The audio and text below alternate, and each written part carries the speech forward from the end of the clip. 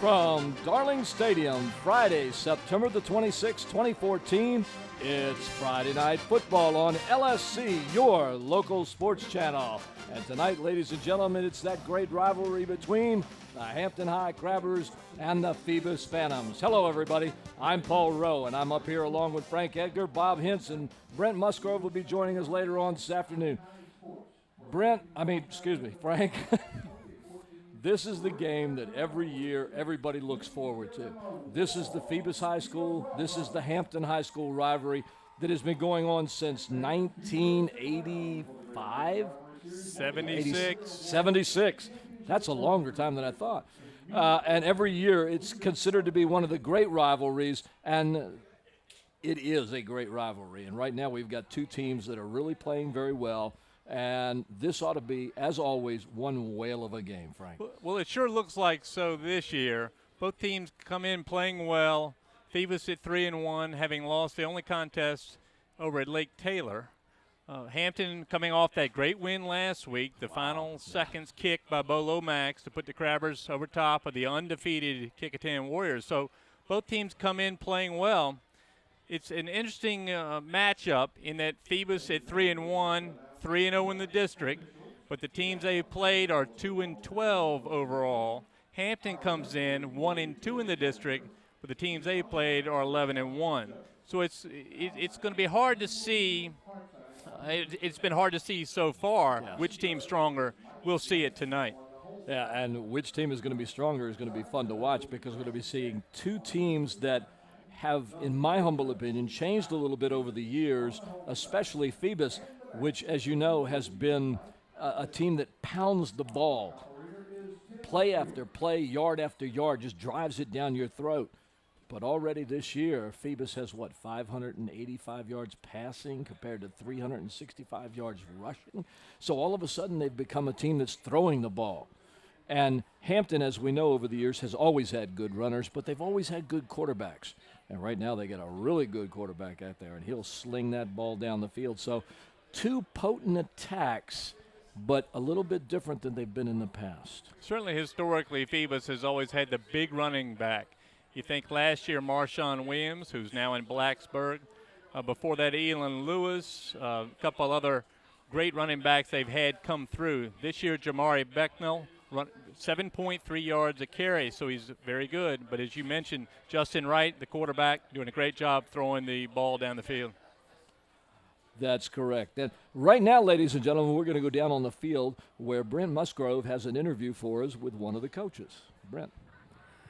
Thanks, Paul. I'm here with, of course, everybody recognizes me. Coach Mike Smith has been doing longer than football's being played here on the peninsula. Coach, 2-2, 1-2 in the district. What a great game last week. I'm telling you what, for the fans' point of view, that's all I've heard all week, and you made some comments in the papers also. Next question I heard was, is Strickland going to be playing tonight, or what's the story with him? No, he won't be back tonight, and whether he comes back, during the season's uncertain at this point, but possibility in a couple of weeks he'll be back. Okay, that everybody has a lot of interest in that, because quite a young man, and I know you miss him. We miss him greatly. He is a great kid, and but he's got an injury right now that's preventing him from playing. Well, let me ask you about a couple of players. Last week, of course, I was really impressed with Javon Quillen. I always have been. I mean, he was Mr. Everything last week, and coming into this game, everybody's looking at him. Tell us what this guy really means to Hampton High. Well, he had a little slow start there at the first series, but after that, I thought he had an excellent game. He's a competitor. He's got a great Lincoln's, his grandfather and his dad both in the football. His dad was a quarterback at Kickingham. His grandfather coached all over the peninsula. Ended up down at Heritage, won a state championship. So he's been around football all his life, so he understands it. And he's quite a competitor. Great kid to be around. Well, he seems to be keeping everybody focused on the field. It's going to start with Hampton. It's going to start with him right now. But let me ask you about a sophomore, Newsom. This young man's got speed. He's really impressive. Here's another one. Came from a family, his football, his brother, his dad, his uncles, his cousins. They all played for us. And He's going to be a great one. He's, sophomore. Makes a few mistakes. Sometimes he lets his mind wander a little bit. Great kid, though. This is a great one. Well, what is he, 14, 15? I don't know. He's probably 15 years old. We've got 5 or 6 of them about the same age at 15. It's quite an impressive list of athletes we were talking about it today. Let me change subject a little bit. Last question. Phoebus a little bit different this year, not quite as run-oriented. What do you expect to see them tonight with the balance that they're trying to show? Well, I think probably they've kind of become more diversified out into the spread. A lot of people running spread these days. And, Kickotan has pretty much gone almost all to it. But yet ran the ball a lot out of it last week, so I don't know. They still run some of the old stuff, but they throw the ball quite well. Both quarterbacks throw the ball, and you get out to number 2, and he's pretty good when he gets it in his hands. Coach, I want to thank you for taking the time to come over. It was always a great game when we get these two teams on the field, and thanks again for all your help. Thank you, Brent. All right, guys, back up to you. All right, thank you, Brent. What a great interview there with Coach Mike Smith of the Hampton Crabbers. And Frank, speaking of the Hampton Crabbers, we got a chance to see them last week with the Kickotan game, and we came back thoroughly impressed with a group of young kids that are playing. To say real well is really an understatement, but they've got some great kids playing real well right at this moment. They got guys like Daquan Wilkins and Jovan Quillen, just to name a couple of them. Give me your impression on these kids. Well, let's talk first about the slow start that Jovan Quillen had last week. He's responsible for 360 out of 440 yards of offense last year for the Crabbers. So the slow start must have been the difference in the yardage. He is terrific, only a junior, healthy this year, seems to be playing as well as he has in his career. Very quick, and the fact is, as goes Quillen, so go the Crabbers. His favorite target, Taekwon Wilkins, the little left-hander. The key last week against Kickotan was the trips, receivers to the right, facing the Kickotan defense. Wilkins and Daz Newsome, the sophomore mentioned by Coach Smith, were beating the defenders down the field just in a foot race, and Quillen was laying the ball in perfectly, and we saw that several times last week. So those three are the key components of the Crabbers. If they play well, Quillen's able to make his passes. The Crabbers got a good shot tonight.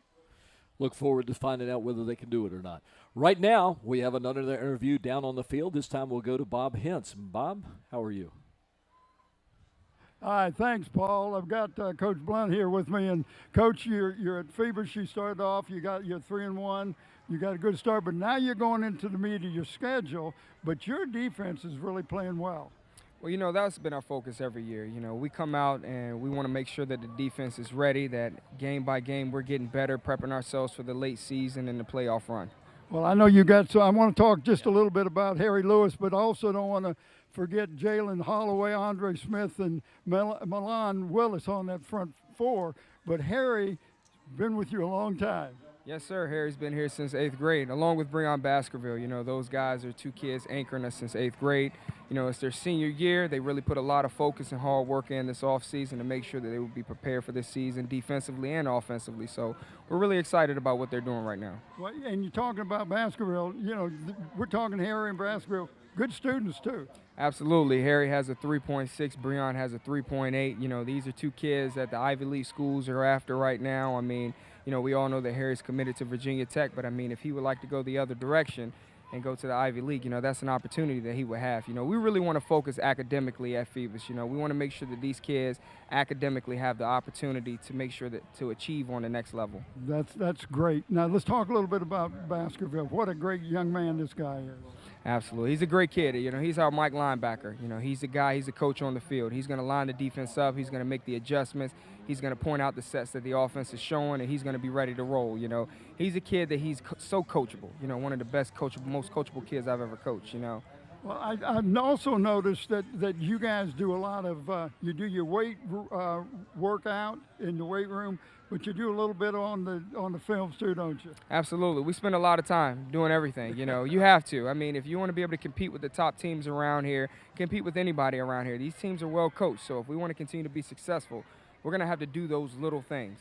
All right, let's talk about Robbie Robinson, just a junior, been with you for 2 years, also a great student, Noah's dad, comes good genes, you know, so when you get a football player like that, you got to be happy. He's an awesome athlete, you know, 4.2 GPA, leader on the field, leader off the field. You know, he's going to do his thing in the classroom. He's also going to push hard outside of the classroom and make sure that he's out working and getting these kids pushing to another level. So he's a great athlete to have on your team, but he's a better young man. Well, I've always talked about Phoebus with a good defense, and you've got a good defense, but your offensively, you got a young man, a junior, that's number 19, at a quarterback. Last year he didn't have a lot of confidence, but this year he looks good. Well, you know, Justin's really coming around. He's really competing right now, doing the things that we're asking him to do, you know. Also, Jonathan Kraft, you know, these two guys right now competing against one another is really helping our team out right now offensively. Justin stepped in last week, and he really pushed. We were able to get a flow offensively, and the confidence has really come around, and now you're able to see what he can do as an athlete. Well, good luck tonight, Coach. Thank I you. know this is homecoming and rivalry week, throwing it all in at one time. It's a lot going on, but you know, it's a great night for some football. All right, let's go back up to Paul. All right, thank you very much, Bob. And some great words from the Phoebus coach. And Frank, as the seasons change, so do the Phoebus Phantoms. It seems like every year there's a new running back, there's a new quarterback, and yet year after year after year, they're always at the top of their game. The team is at the top of the league. It's like they're a factory. In fact, in many cases, they're known as a factory because they're putting a new running back out every year. Well, let's go back down to Bob and Brent as they wrap up their interviews down on the field before the game begins. Back to you guys. Hey, Bob, we came here last week thinking the game was going to be a close game, and boy, were we right. Couldn't have been a better game for the fans. Great game. And here we are tonight talking about Hampton Phoebus and trying to say it's going to be the game of the year. If it's any better than what we had last week, it's going to be unbelievable. But you got a chance to go over to Phoebus this week and talk to the coach. Tell me what you came back with. Okay. I talked a little bit with Jeremy Blunt, yes? and Jeremy was real concerned about the point of contact. Got to be more aggressive. They're not as aggressive as they should be in some of the games, especially against Lake Taylor. He feels like they didn't play well against that. But he's got a power sweat that he's going to run from. But you and I have seen this year, they're passing the ball a whole lot more than they did before. And talking about this game, rivalry game, homecoming game, they're throwing everything at Phoebus tonight. Yeah, wouldn't be any pressure on the coach. And you don't think Mike would like to win this game in those circumstances. Let me give you a couple of quick facts. Last year they said Hampton was a young team, so I got looking at it, see what I could find. This year, Hampton starting 12 underclassmen out of 22 positions. I said, wow, that's pretty strong. And turned around and looked at Phoebus. They're starting 14 underclassmen with 2 of them freshmen. So here we are back young again, and they're still looking at the future. But another thing I got looking at was size.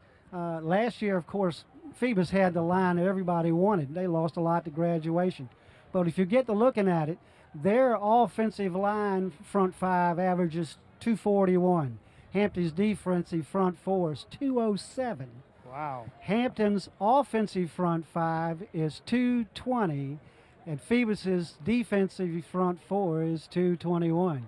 So if you want to just look at weight, they're close in age of the players. We'll see how that flies. And listen, last couple weeks, this Jonathan Kraft did the starting at quarterback, transferred from one of the private schools, still hasn't learned the system. But Justin Wright, 19, a junior, would have started last year, didn't have the confidence, but boy, this year he's looking good, got a lot of confidence. So let me bring it down to this for me. We all know that Hampton runs Quillen.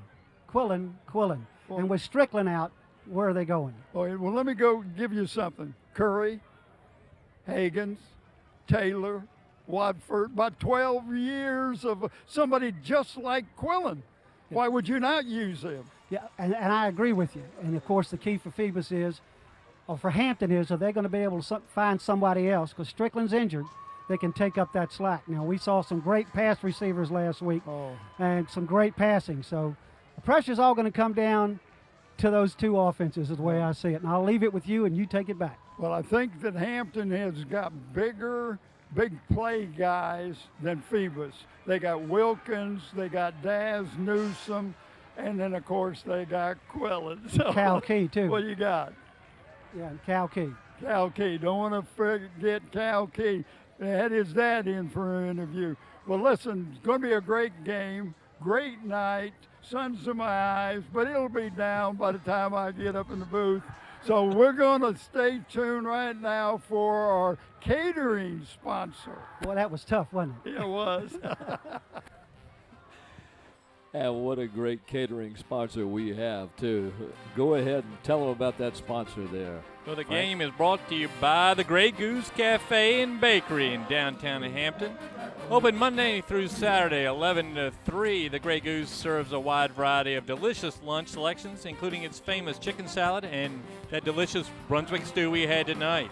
The Grey Goose also hosts special evening dinner shows a couple times a month. Check them out on Facebook at the Grey Goose.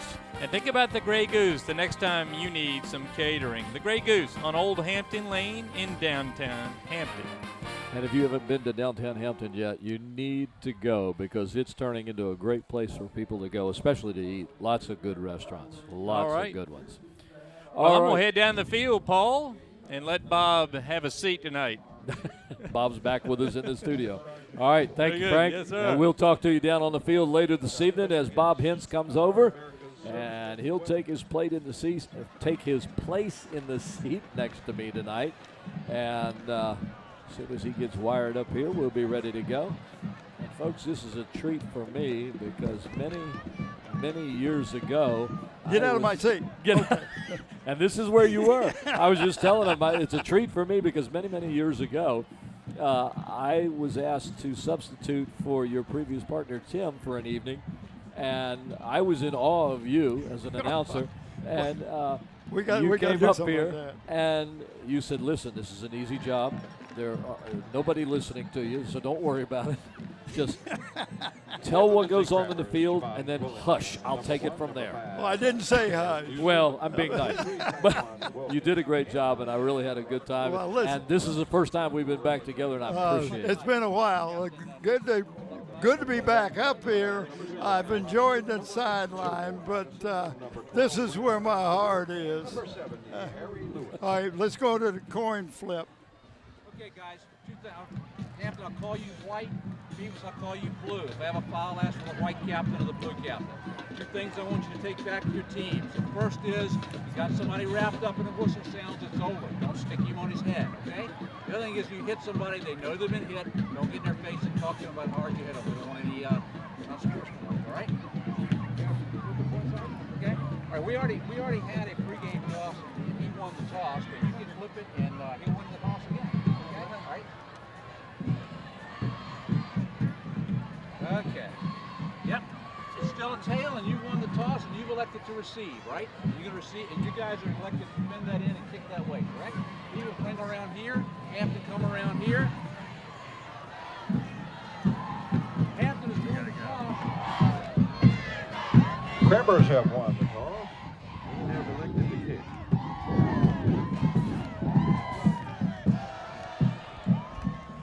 Hampton will receive. All right, Hampton's going to receive on the toss, and Phoebus will do the kicking off, and it looks like Phoebus is going to start on the east end of the field. Hampton will be on the west side of the field. Yeah. All right. Hampton will be on offense first, so, we get a chance to see exactly what they're going to do. And the lineup is right here on the screen for you. Please watch out for these kids. Number 65, Kenneth Ford. Number 11, Cal Key. Especially 23, Taekwon Wilkins, along with Daz Newsome. And, of course, the running back, Demetrius Strickland, is not here.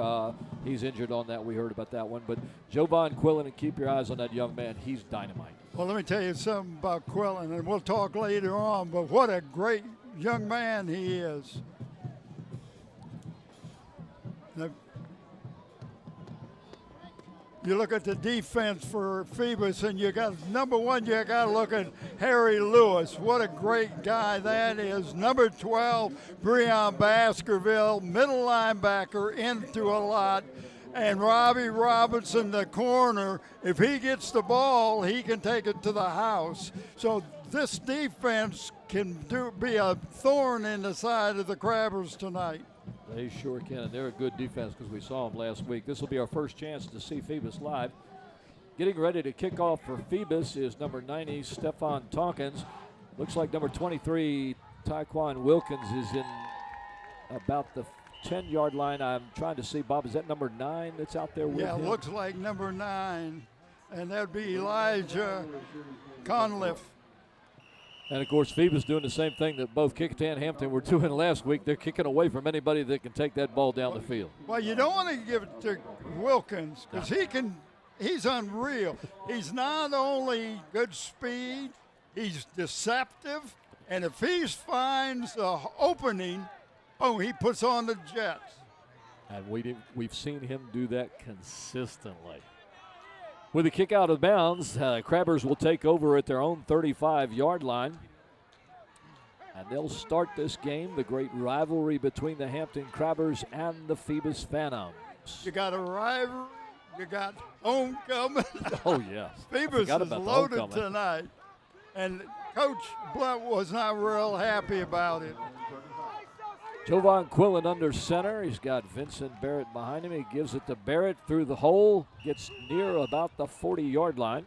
They wanted to do a little trap that time and catch everything going to the right side. And it was just kind of to see if we can pop him, because they don't expect him to get the ball. They don't. And there must be some unwritten rule somewhere, Bob, that when you start a game, you always run off tackle. You run off tackle. Well, sometimes you'll see him throw a pass, but not often. Jovan Quillen brings him up to the line once again. He's back to pass, gives it to the second man through, and that looks like number 11. Is it 11 or it was 11? Cal Key? Cal Key. I believe it was Cal Key. Well, let me tell you a little bit. That play looked like it just too long to develop. By the time he got the ball, the defense was there. He had nowhere to go. You want Cal Key with his speed, a quick opener. Boom, pop him through them, get him in the secondary before they can react. Yeah, I was surprised like you that it took that long to develop with Cal Key's speed. Now here comes the lineup that we had a lot of fun with last week. Trips to the near side. Jovan Quillen in the shotgun formation. Do a lot of bubble screens off of this. He can't find anybody in that. Phoebus defense drops him for a 5-yard loss. Man, I talked about. Yes, it is. Harry Lewis.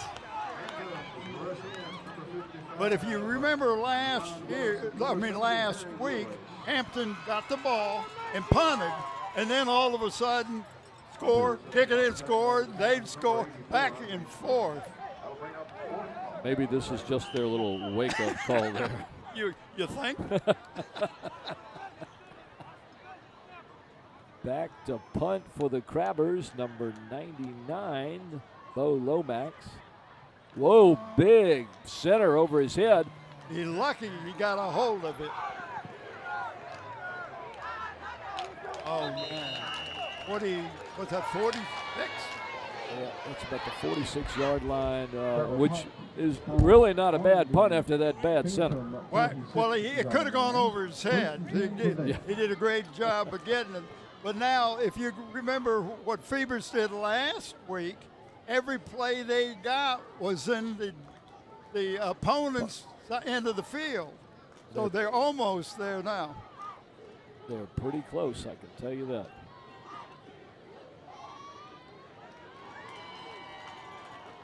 Justin Wright, the quarterback for the Phantoms. He gives it to number 11, Jamari Becknell. He tries to get around the right side, and he's not going to get much yardage at all, Bob. We're going to show you the offense with the starters, Phoebus. Pick up of 2 yards on the play. And the young man I want to talk about first is Justin Wright. And we can see the grass is growing. But Justin Wright could have started last year, but it just didn't have the confidence. But you got some good players on there. Joe Addison, who was a quarterback, is now the Z, one of the wideouts. Right with a quick little pass to the flats, and he's going to lose some yardage on that. That was Robbie Robinson. And you're, again, took too long. Development of the plays. Maybe they're just kind of feeling each other out right now until they can open up a little bit. Well, that could be. Now, Hampton is 2-2. They could very well be 4-0.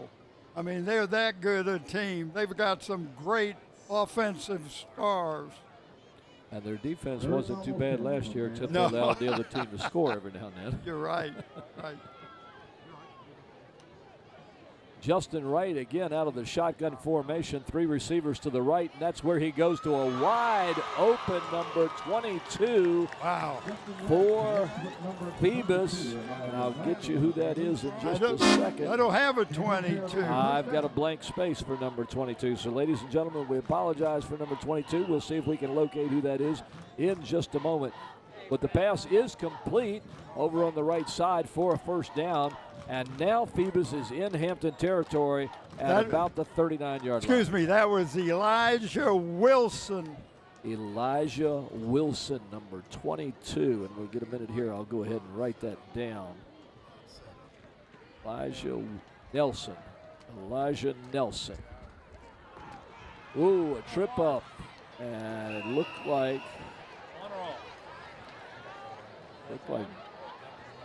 here's the defense for the Hampton Crabbers.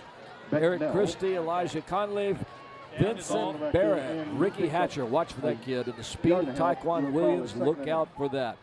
Cal Key, Daz Newsome. What a backfield that is on defense for the Crabbers. They are going to be tough, and they've got a lot of speed out there. I should have had that. Number 22, they lost number 10 jersey. And the coach told me, and he thought he was going to be able to get one, but so now we know. 22, Elijah Nelson. What a nice catch.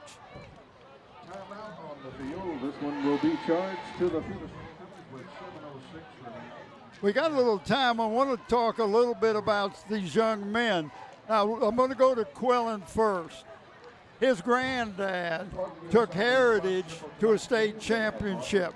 I had him in the sports time. I get his dad into sports time. He took Kickingham to the state championship game with Kurt Newsom. Lost the game, but so you see what kind of genes this guy's got. Now, but my question is this, Bob. You knew his dad. I knew his granddad. And you knew his granddad. No, wait a minute. Rumor I know. has it you knew his great-great-great-great-granddad. Well, he was on. He played with Newt Rockney. Just tell them I asked something. Oh, my goodness. We've got a timeout here on the field at Darling Stadium. No score with about 8 minutes left in the first quarter. Then I bring Cal Key Jr. in for an interview. Cal Key III is playing. Cal Key Jr. played for Mike Smith until his senior year. He went to Kickingham. I mean, these are great stories. Great stories. Justin Wright back to pass again. This time he goes down the sideline, and it's out of bounds. Intended for Marlon Carter, number 7. He hurried a little bit, but there wasn't that much pressure on him. But I want to let the fans know you turn in on Monday, Wednesday, and Saturday at 6 a.m. and 6 p.m. for a full hour of sports time. Great show. I got it from the horse's mouth. Who gets up at 6 a.m.?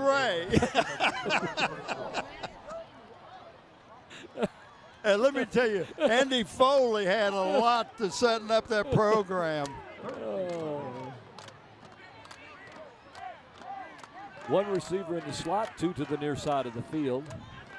Justin Wright with a lone back, goes back looking for a pass again, looking over on that left side again. And this time it looks like one receiver got in the way of another. It could have gone to either one, and it ended up being incomplete. Well, that was Carter and Joe Addison. Somebody shouldn't have been there. Yeah. Too close. And I think the receiver that missed it because his teammate went up for the ball. All right, another punt. And it's great what we've got down there. Bar at the end. Oh, man. Yes, it is. They have done a lot of work. Punting from midfield for the Phantoms. Oh, what's that, about 12 yards? About the 12-yard line. Outside the 10-yard line. All right. Will take over first and 10. So Hampton will now take it over with quite a bit of time still left in the first quarter here. No score, 0-0. Both teams kind of feeling each other out. Well, and look for the long pass. Mike Smith will pass from down next to his goal line. Yes. And he'll go for the bomb. So you got two guys, really, well, three, really. Key, Newsom, and Wilkins.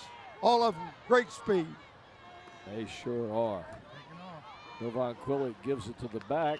He'll pick up about 4 or 5 kept yards. it. Did he keep it? Okay. Yeah. I thought he gave it to the back. Well, he faked it, and he faked me. He faked me. Of course, at my age, what am I talking about? You know about that. What do you mean your age? Yeah, I was your age about 40 years ago. Woo. You're just a puppy. Just a puppy. I wish. I've already lived 3 years longer than my father and his father and his father. Well, good for you. Amen. Once again, with trips to the near side of the field, Quillen in the shotgun formation, draws it back. He's looking on the left side of the field. He throws it downfield. The defenseman tripped, and the ball was overthrown. That was Marion Carter who was defending on that play. And if that ball had been on the money, been 7 points. It would that. It looked like that was Evan Pitcavage. Yeah. How you say it? Pitcavage? Yeah. Well, everybody's looking over here where the trips are. Yes. So he knows he's got man-to-man single coverage on that side. But you need to have Wilkins over, but he wouldn't be single covered. No, he wouldn't. He wouldn't. And I'm waiting to see when they start using these trips over here like they did before. Now we're just going to a simple spread. He's got two men back with him. Jovan Quillen again, and there's a flag.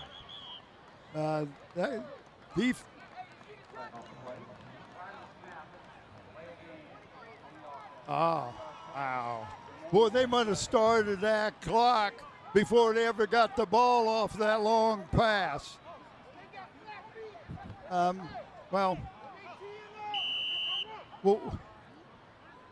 What we got over? We got a chicken over there. We got a duck that just flew onto the field over there at the 5-yard line. Oh, I see. Well, he's good eating over there, you know. Back another 5 yards. Quillen out of the shotgun formation. Two backs. He takes it himself, tucks it under, comes right up the middle, and get to about the 15-yard line. He's going to have to punt it. So, but Robbie Robinson's usually the one young man that goes back deep. He can be exciting. Yes, he can. And what a good kid. A 4.2 GPA, just a junior. Oh, man. It's just great to see these guys. And just a nice guy. Just a nice guy. Back with him is number 22, Elijah Nelson. Okay. I had, we'll get that in a minute. And the punt dies right at about the 49-yard line of Phoebus, where they'll take over 1st and 10. Almost where they got the ball last time. Yes. Well, Phoebus has got, one first down, and that's all All right, let's go down to Frank. Hey, thanks, Bob. You were talking about the trip receivers. That Pitcavage was always the sole receiver last week against Kickingham, and Quillen never threw to him. So obviously they wanted to try that early tonight. Didn't work that time, but it wasn't far off. All right, thanks a lot, Frank. Hey, I hear a Nick. Oh, But it's not me. oh I thought, there you go. What do I know? With the penalty, it's going to push the Phantoms back a little bit deeper in their own territory. Instead of the 49, they'll be at about the 34-yard line, where it'll be first and a long way to go. 10 yards. Knockoff takes the ball first and 10 to Well, that is a long way for some people. You got a lot more humor than you had when we did it the first time. Well, you let me talk a lot more. Oh, my. Once again, the penalty bug hits the Phoebus Phantoms as they'll go back another 5 yards. Hampton leads this series 30-16, and the biggest margin of victory was 49 points in 1996.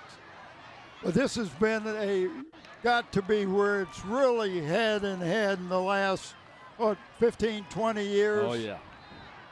A lot more different. Bill D did a great job of bringing this program to head.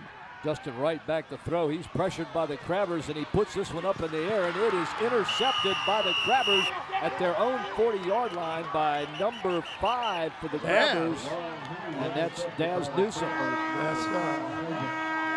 And let me tell you about Daz. I had his daddy in for an interview. Now, his daddy played at Tech. Watch the replay.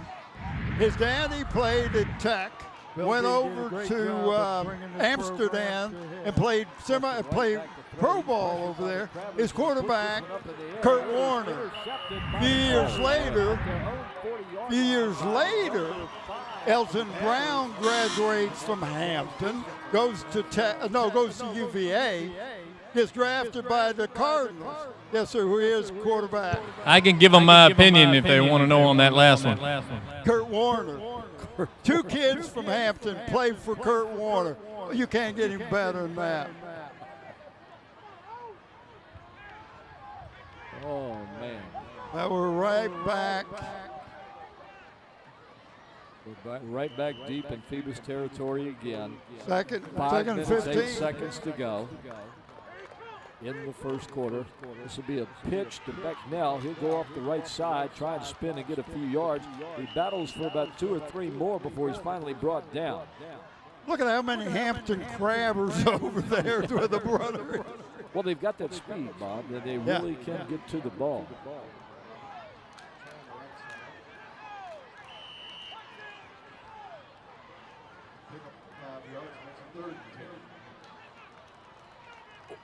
So all these kids they're coming from great football family, got great genes for athletics and academics. That's the important part. Absolutely. 3rd and 10 for Justin Wright. Back in the shotgun, going back, looking for a receiver. He is pressed and hit hard, and that looked like number, is it 12 or 13, Bob? Number 12. Number 12 for the Crabbers, and that is Ricky Hatcher. And he just unloaded. Nobody touched him. Not at all. A delayed blitz, and he had nowhere to go because it took too long for the play to develop. And now Hampton should end up with pretty good field position. Looks like Ricky Hatcher back to punt for the Phantoms. Excuse me, Breon Baskerville. Punt will go out of bounds near the midfield line. It'll be in Phoebus' territory. Best field position that the Crabbers have had tonight. Do we want to talk about the kickers or punters? And nobody's really done anything with the good position, and both of them have had fairly good positions so far tonight. And what a night it is, Bob. It's beautiful out there. The temperature is great. The sky is clear. The grass is beautiful. The helmets shine right now. There was a little bit of pressure that time on the punter, Elijah Nelson, 22. 22, I'm sorry. That's all right. Thank you. Looked like a 12 from here. My Well, he was 10 at one time, so. Around the outside is Jovan Quillen. He breaks the corner and a tackle, spins all the way down near the 30-yard line. About an 18-yard run for Jovan Quillen as he did gets a a nice great block. job of following his blockers that time. Now you notice that Jovan's going to go over, get the play from Mike Smith every time. He gets extra workout. Well, you know, I used to think, why don't they put the mics and stuff in? They don't do that in high school. Then I remembered money. You think I might have a little something? Might have a At the little something to do with it. VHSL, they only lost 249,000 last year. Jovan Quillen, this time he hands it off, and about a yard gain, if anything at all, on that one. That was a delay handoff, but didn't fool the Phantoms all. Not at That's all. Milan Willis. That was Vincent Barrett that ran the ball. Milan there. Willis. I thought it was Vincent Barrett, number 15. That's who it looked like, but we'll see.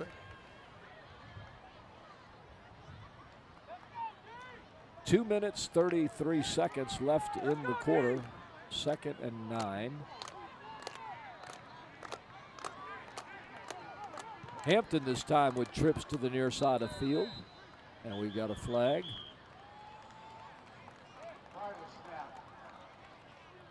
Another delay of game. Bill Dozier and his crew. The umpire is usually George Adamowski, but he's up to the Tech, watching the Tech game tomorrow. Took his granddaughter up. He said, I'm going to miss this game. That's 13 nice. for the Crabbers. Here you see a couple of fine young men from Phoebus High School. Good camera work, Steve. And there's the trips you were talking about. Yep. Hampton's lining it back up again. Quillen under the center. This time he takes himself straight up the middle, and he'll get down to about the 30-yard line. Right back to the original line of scrimmage, just about. Well, it's a little more manageable now, but sometimes that quarterback draw really will catch the defense and, unaware. But they've watched him do it a lot of times this year. And they watched the Hampton quarterbacks over the years do it time and time and time again. About 12 years. Yes. But it works. Yes, it does. Quillen gets it back deep. He fires it to the left side to number 5, I believe that was That's Bob Daz. Daz. We got a flag. On the coverage, looked like number 7, Marlon Carter. See what the flag is. That's what they used to call penalties with, Bob. It's changed since you. Yeah, we don't call them.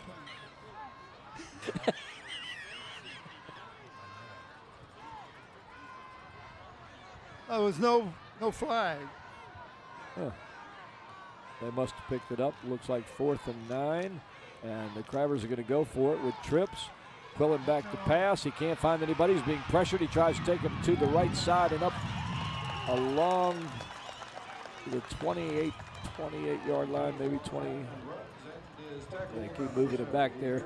It's about the 28-and-a-half-yard line. We will pick a player of the game from both these teams tonight. We're going to give Chert, watch the replay, comes from Tidewaters Team Sports, David Chubb and Terry McNamara. You want something between the quarters? See how he's pressured right there. Can't do anything with it, so he just tucks it under and tries to find some room. And Phoebus playing tough defense at this point. You can get a hold of Tidewater Team Sports at 594-0411. They do a great job with their team jerseys and anything else you want, really, with the screen print on it. I've had a couple things done. And excellent work. And they'll do embroidering too. Wright gives it off to number, I want to say number 13. Might have been number 12. Baskerville. Baskerville. Yeah. I keep wanting to say 13. That 2 looks like it has an extra curl on it down there. That'll be all right. You'll be okay. When you get older, Yeah, I'm getting old, Bob. eyesight goes. I'm getting old. I can't remember what the second one.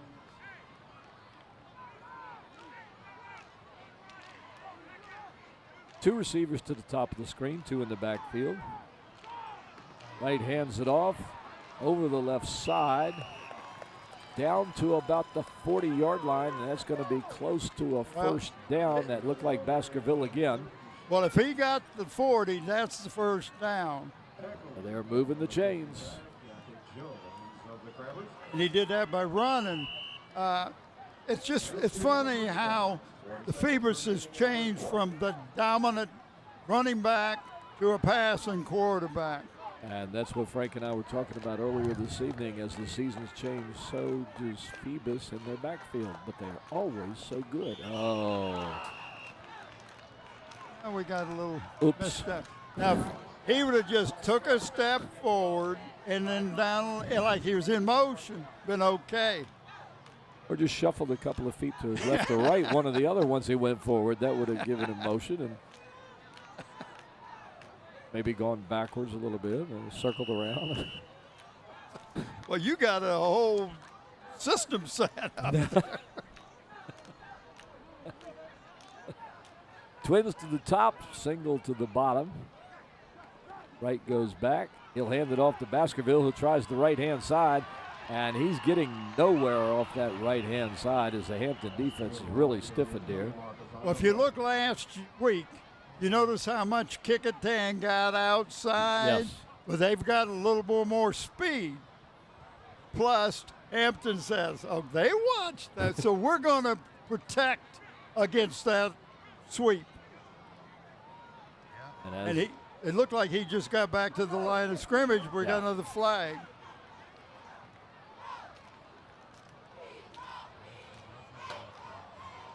During the run, personal foul, face pass against the defense. 15 yards, resulting in a first down.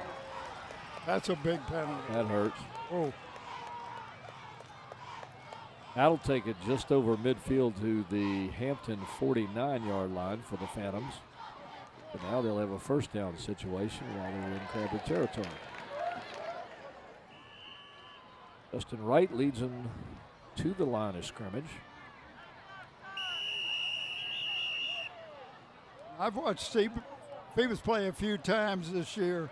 I can't remember him doing too much from the shotgun, Justin Wright. Normally they don't. Normally they run. And that's the end of the first quarter here at Darling Stadium, ladies and gentlemen. And the score is Hampton High School 0 and Phoebus High School 0, as both of them have just kind of been like boxers, if you will, where they try a little bit here, try a little bit there, and nobody's really doing a whole lot, with the exception of that Quillen run for about 18 yards. That's Nobody's really done anything big. Both defenses right now are dominating. Talk a little bit about our corporate catering sponsor. And the Gray's Goose. They also have special evening dinner shows at least a couple times a month. And Yes. Brent and I took he took his wife, I took a guy. No. But friend. we went to one of the shows. It was great. They do this thing, and you pay for the entertainment plus the dinner. About $35. That's a Oh, pretty that's good cheap. deal. That's cheap. That's cheap for dinner for my wife and I. Well, the first one coming up is I Love Lucy mystery thing. All right, come to me, Frank. Hey, Bob, that first quarter line play by both teams pretty even. You see Phoebus starting to go to the left on the run behind Harry Lewis and behind that veteran side of the line, and then using the veteran running back, Baskerville. So the Phoebus going to the old guard to try to pick up a few yards on this drive. All right, thanks, Frank. Oh, that was neat. Did you see that? No, I was looking over here and trying to look down the field and see what was happening. I missed both. 36. They got a first down.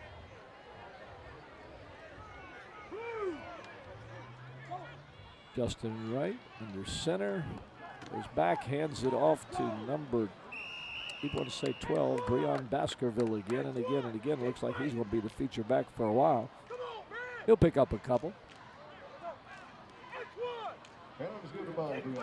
He's a senior. He's 5'10", 200 pounds. He's not a lightweight. No, not at all. Because he's a good linebacker also for this Phantom group.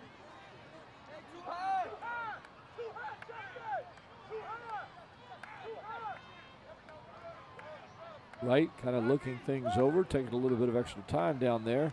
He'll go back and hand it to Baskerville again, and he'll go over to the left side and get close to the 25, about the 26 and a half, 27. Looks like they got to go to the 26 to get a first down. A little bit shy of that then. Yeah. Bob, it looks like I got some information from our statistician over here. Do you know him, Brent Musgrove? Brent Musgrove. I know that guy. Yeah, he's a nice guy. Isn't that him? It looks like him right there. If it's not, it's his brother. But he said Hampton looks like they had 2 first downs in the first quarter compared to 3 for Phoebus, and one of them was by penalty. And both teams had a total of 25 yards in penalties during that quarter. In penalty? Wright hands it off to Baskerville again, and this time he gets hit in the backfield by number 30 for the Crabbers, and that is T.K. Pittman, the senior, 5'9", 205 pounds. Caught a gap, found the spot, because all he needed was about 1.5 yards, and he lost about 2.5. But that was great defensive play. But if you're Phoebus, you go for it. 4-down territory. Oh, yeah. Now he's in the shotgun. Stacked He backfield. being Justin Wright. Right with it, looks back to pass. He's looking left, got a crosser, and it's in and out of the hands of number 5. And I'll pick that receiver's name up for you in just a minute, Bob. Antonio Biggs, 5'9", 158 pounds senior, Antonio Biggs. Hit him right in the hands. He's only 5'9", but that ball had to go high because of the defensive man in between him and the ball. Exactly, but it was a good play. Yes, absolutely. It was a good play. Good route, run properly. Well, both of these teams have gone for it on 4th down. Neither one of them have made it. This is kind of a sparring match right now. Exactly. And here come those famous Hampton Crabber trips to the near side of the field. Quillen out of the shotgun. When he takes it himself and he gets down to the 40, he fooled me for a minute there. I thought, I know I'm getting old. No, that's good.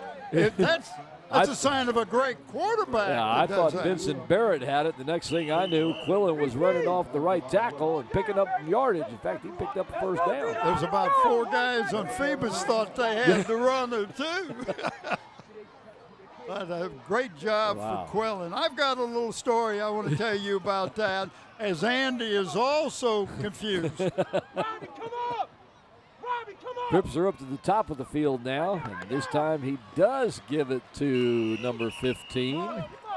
And once again, that is, and I forget his name here a second. 15 is Vincent Barrett, the one I just called. I just watched him. Vincent Barrett. Let me tell you a little bit about Quillen, how nice this young man is. I talked to his dad last week, and he was telling me that he got a call from one of the teachers. He said, I never get a call from a teacher about Jovan or Bubba, but I'll finish the story after this. All right, Quillen under center. He looks over to his trips, and here it comes. It goes to Wilkins, and he doesn't get anything. In fact, they'll lose 2.5 yards on that play. Good coverage by the Phantoms. All right, so the teacher called his dad to say what a great young man this is. And his dad says, what do you mean? He says, when I give him time to do their homework, he does his and then goes help other people do their homework. Wow. People that are struggling. You can't teach this stuff. No, That's got to come from the family. What a great job. And I appreciate his dad letting us know about that. And I bet the teacher appreciates it too. Absolutely. Quillen looked left real quick and then came back right.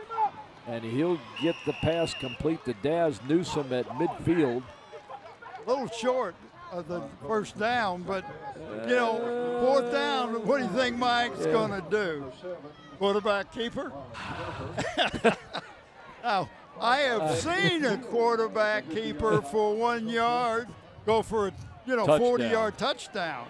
Well, I don't see Lomax heading out there to punt. So, nope, I don't see him heading out there to punt at all. He's not going to punt it. The way the defenses have been playing right now, it's, 4 downs. See what happens. Once again, those trips up to the top. And, yep, you called it. Quillen with the keeper, and he gets to about the 47-yard line, maybe the 48. And you notice what he did? Got under the center and boom. Before the defense even got a chance to set. Well, and that's what you have to do. You have to get under the defense and blow by them as quick as possible. You're absolutely right. You are learning, and I am so proud of you. I figure I'm about 4th or 5th grade now, and I got a little ways to go. So.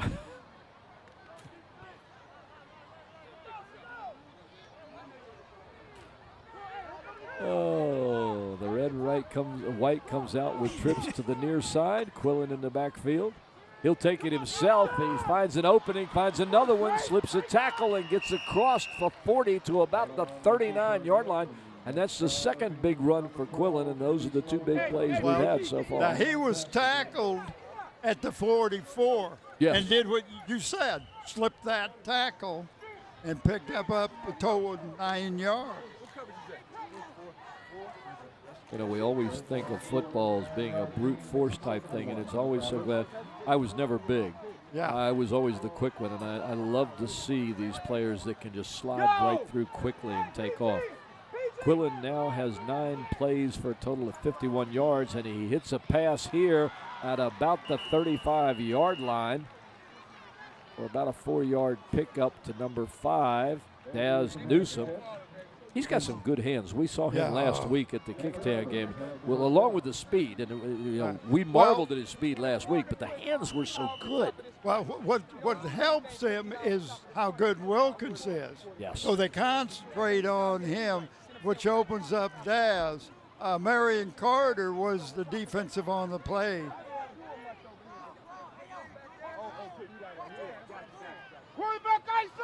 I know we're constantly saying trips to the near side, but there are again. He's looking. He's got a man open over the middle and in and out of the hands of, is it number 86 or 88? 88 is the number there for the Crabbers. I'll give you that name here in just a second. Looked like Tyrone Blackman. Tyrone Blackman. I'm sorry, we're going to have to get somebody to print these things a little bigger now for me than my eyes.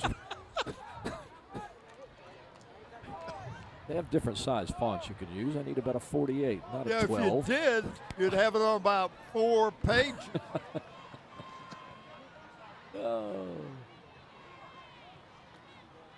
Quillen back to pass. He's looking across the middle, and he's got an open receiver who just can't get to it. Oh, my gosh. Good pass, good route. You guys want to talk about speed. Wow. Nice pass by Jovan Quillen. Is that Frank? Makes me hungry. Go to the Great Goose. Where? Downtown Hampton. Is it any good? Oh, I went down there. They have a queen sandwich. Queen sandwich? It's called Queen something or other, but it was awesome. It's got beef and lettuce and a sauce that'll you need to go to the Grey Goose. Wow. What a corporate sponsor we have in them. Yeah, I know they got good food. We've had some of it. It's delicious. Jovan Quillen looking for his trips, can't find it. And number 7 for the Phoebus Phantoms, and that is Carter getting hold of Quillen for a sack in the backfield. Oh, now it's 4th down. But I don't know if Mike's going to punt. You might want to think about putting them down in the, with their back into their own end zone. Well, let's see what Mike does. That's why I couldn't find it. Well, you're throwing it on the floor. Yeah, he's going to punt. Lomax. Bo Lomax. Bolo, we used to call him. I in got class. a chance to talk to his mother and dad on the sideline a couple years ago. What a neat family. Of course, Bo's love is soccer. He loves soccer. And he's been playing that since about 6th grade, if not before then. Another penalty. Hampton, that's about the 3rd delay of game, I believe. Yes, it is. Our statistician says you are correct, He Bob. give me three fingers. That's it. Oh, wow, what a punt. Into the end zone. Great punt by Bo Lomax. 4:38 left in the half here at Darling Stadium. No score in this game. Hampton and Phoebus, as Bo would say, 0-0.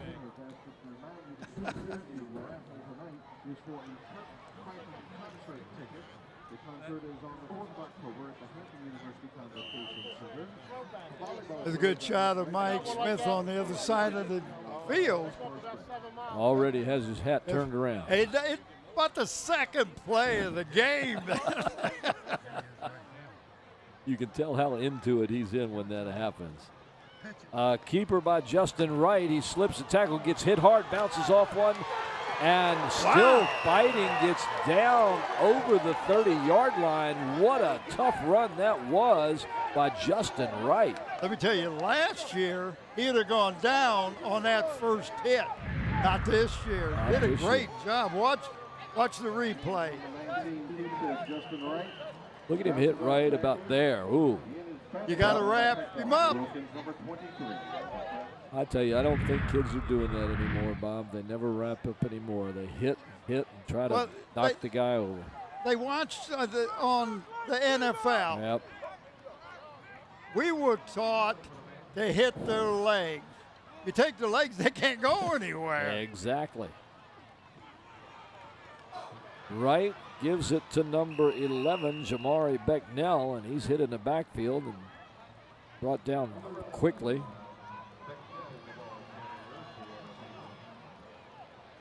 He'll lose about a yard. It'll be 2nd down, about 11. Time running out quickly here in the 2nd quarter or first half at Darling Stadium. Right, coming up to the line of scrimmage. Got a slot. First time I've seen a slot. That's Robbie Robbins. Yeah. Good move, and look at the move of Robinson, and he's headed for the far side of the field. If he can slip a tackle, he can't. He gets across the 40-yard line. Looks like he's going to get the first down, Bob. And that's what I tell you about. And I was talking to Coach Blunt. Didn't want to get the hands, to get the ball in his hands. He's exciting. Yes, he is. Extremely exciting. Watch the replay. Watch the moves he makes after he catches the ball. Look at this. There's one missed tackle. 2. Finally, the 3rd guy gets it. Wow. That's a 4th delay of game. First one for the Phantoms. Brent's, second one. Okay. Second one. Brent's going to be busy trying to add up all the penalty yards. Well, he can add, though, can he? Oh, he graduated from Hampton. But are you adding when you're subtracting? Wide open. Wide open for Justin Wright is number 7, Marlon Carter, at about midfield.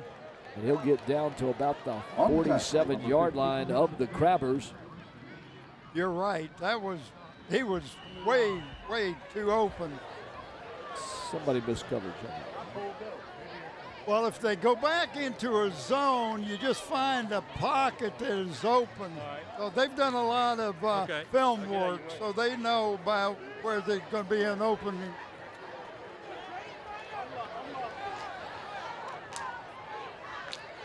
Wright goes back. He hands it off to number 11, Becknell. He tries the right-hand side, gets close to the 40, to the 39. Check that, make it the 41.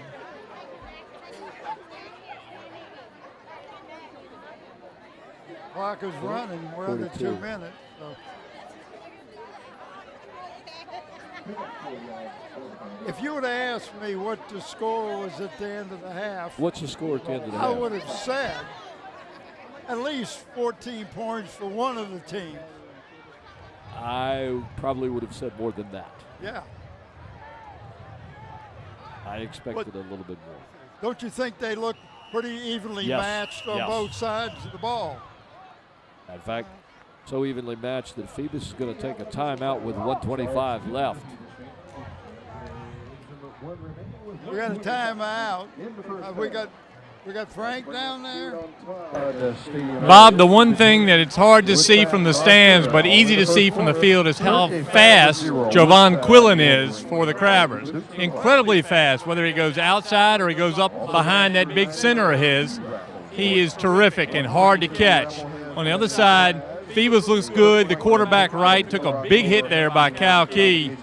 Stood up, gained a few more yards, and then came back 2 plays later, had the patience to stay in the pocket and make that nice pass over the left side. Real good play by the Phantoms. They're putting together a good drive here finally. Thanks, Frank. And running out of time, unfortunately for them. 1:25 here in the first half. You're watching LSC in the big rivalry game for 2014. It is September 26th. Hampton and Phoebus, no score.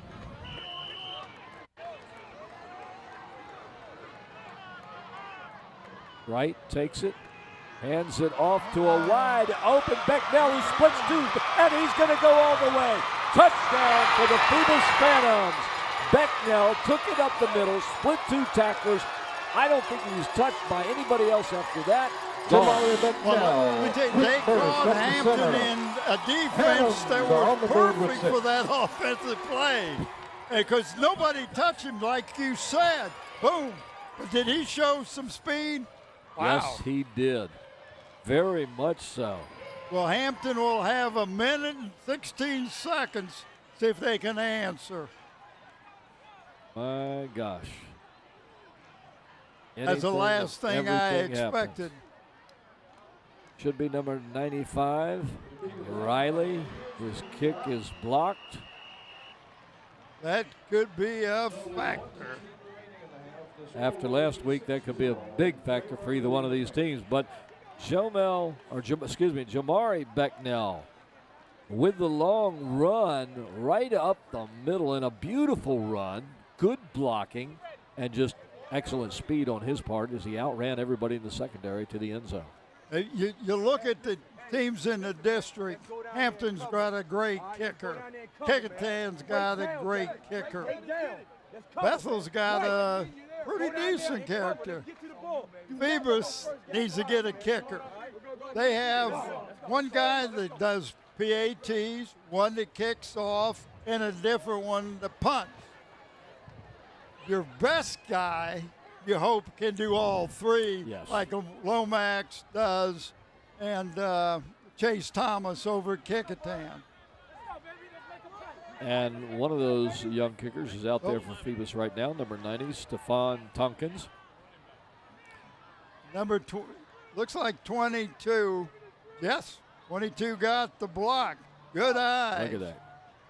That, of course, is Elijah Nelson. No, 22 is Anton Brown. Antoine Brown. I was looking at the wrong roster. Well, that's okay. I understand. Appreciate it.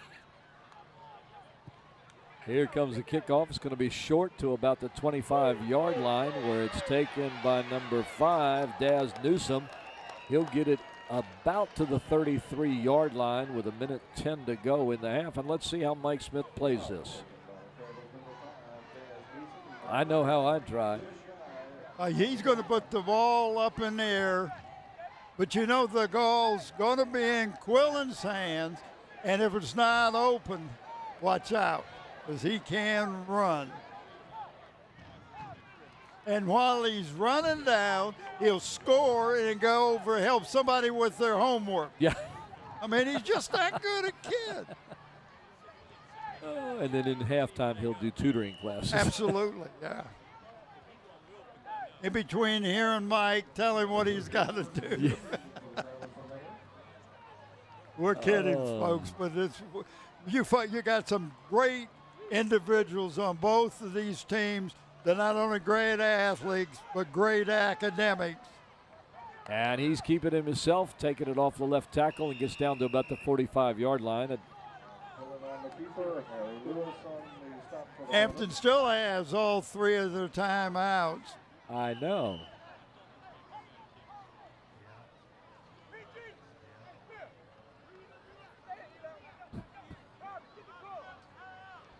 "45 seconds left in the half. Hampton with the ball on their own 46-yard line. Now we have trips to the right-hand side. Clock ticking down quickly. Quillen takes it himself up the middle. He pushes and pushes over the 50-yard line and down to the 45. And my gosh, that line surge was just tremendous. About 5 guys had a hold of him, and he still picked up 5 more yards. My goodness. 25 seconds left. I'll tell you what, I'd start burning some of those timeouts and get that ball close enough for Bo Lomax. There you see the replay as he just moved everybody with him on that play. This time he passes it out to Taekwon. He gets about maybe a yard, and unfortunately it takes more time than Hampton probably wanted, and they quickly call a timeout.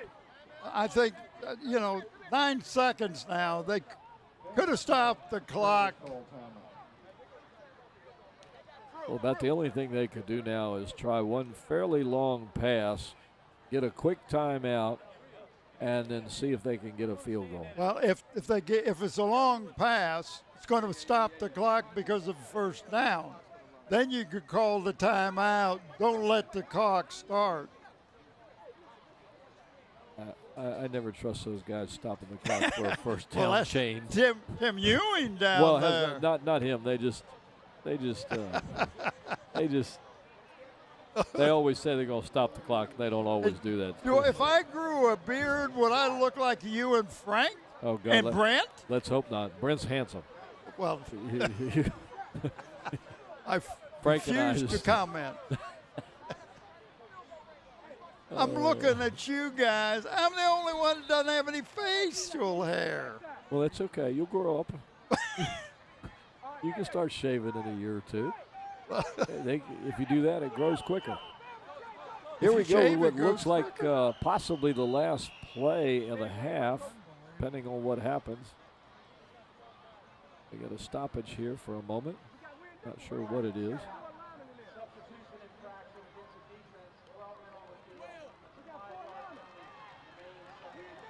Well, that gives him 5 yards closer to the end zone. Well, that would make it a 62-yard field goal for Bolo.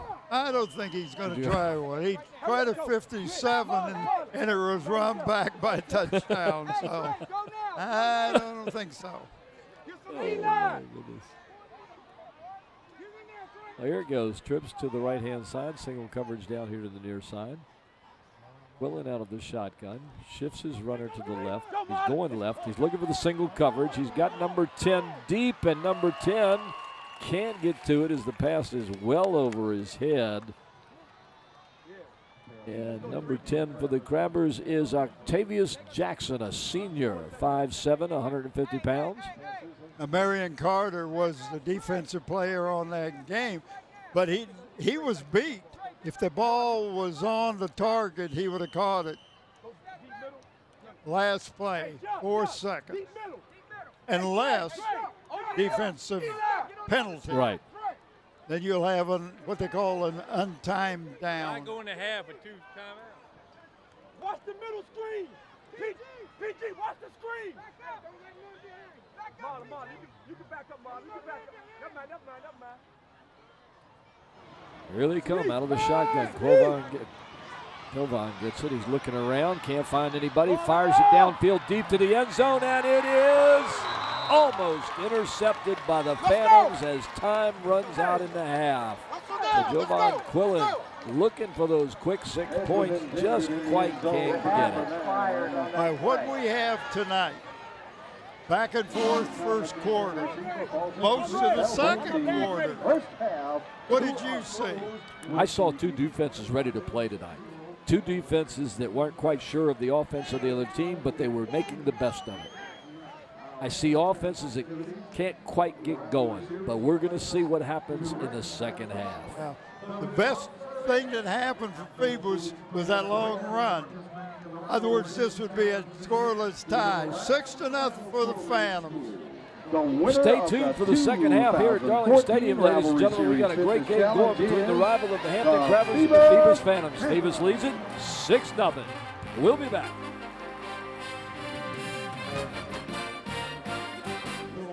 Between that and the other one, the play before when he got the ball in launch yardage was going off guard. This time he went off tackle, picked up a little more yardage, could kind of pick his hole. Phoebus set for the play. Wright goes back, hands it to number 12, who finds a little bit of hole on the left side. That's Breon Baskerville, who was a workhorse in the first half. Well, they're kind of running this ball by committee. They don't have that dominant tailback like Womack and John Alston and Pittman and those ones they had, Elon Lewis. They don't have that, so they're doing it by committee, Baskerville being one. Go ahead, Frank. Real quick, Bob, on that last run by Becknell, he came down hard on that left shoulder. He's still on the sidelines now with the trainer stretching the left shoulder. I think we'll see him again. He seems okay, but he did jam it pretty good. Thank you, Frank. That happens a lot when you get tackled and you come down with not only your weight, but that tackle on top of you, and it jams that shoulder. The shoulder pads will help you, but not when you jam from that angle.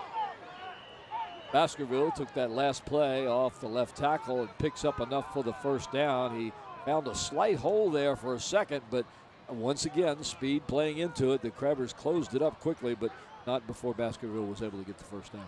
Well, they've got a pretty good drive going. They started at the 29-yard line.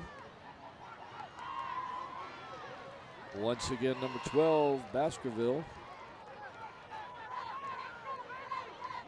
67 for the Crabbers, and that is Ezekiel Volk. He got a hand on his leg as he went by him, and he kind of stumbled that time, and that he still picked up about 3 yards, but Ezekiel Volk, V-O-L-K. V-O-L-K, you know him? Well, I'm thinking that I taught an Ezekiel Volk in middle school. There he is, out there playing. Really nice kid, real nice kid. You haven't taught any that weren't nice. No, I haven't, as a matter of fact. There you go. All the ones I teach are really nice. They're very smart. Back to pass. Wright flips it into the arms of the Crabbers. Number 23, Wilkins. He's still on his feet. Well, trying to turn around. He laterals it off. And that's number 15, I think. And he is down the sidelines to the 40-yard line. That pass was just overthrown. We have that on replay. We'll show you. But this was a great defensive play. Not only did he intercept the ball, but he had presence of mind to hand it to somebody, picked up another 15 yards. It looked like number 15, Vincent Barrett. We'll see on the replay here. This is ground level, but you see him, he throws the ball over the top. There's no way he'd have got it. Now watch this. Presence of mind, Okay. And that's who it was, number 15, Vincent Barrett, who took the lateral. And look at him go down the sideline and pick up some Well, real look how many people he's got in front of him. He must have about 4 or 5 grabbers blocking for him.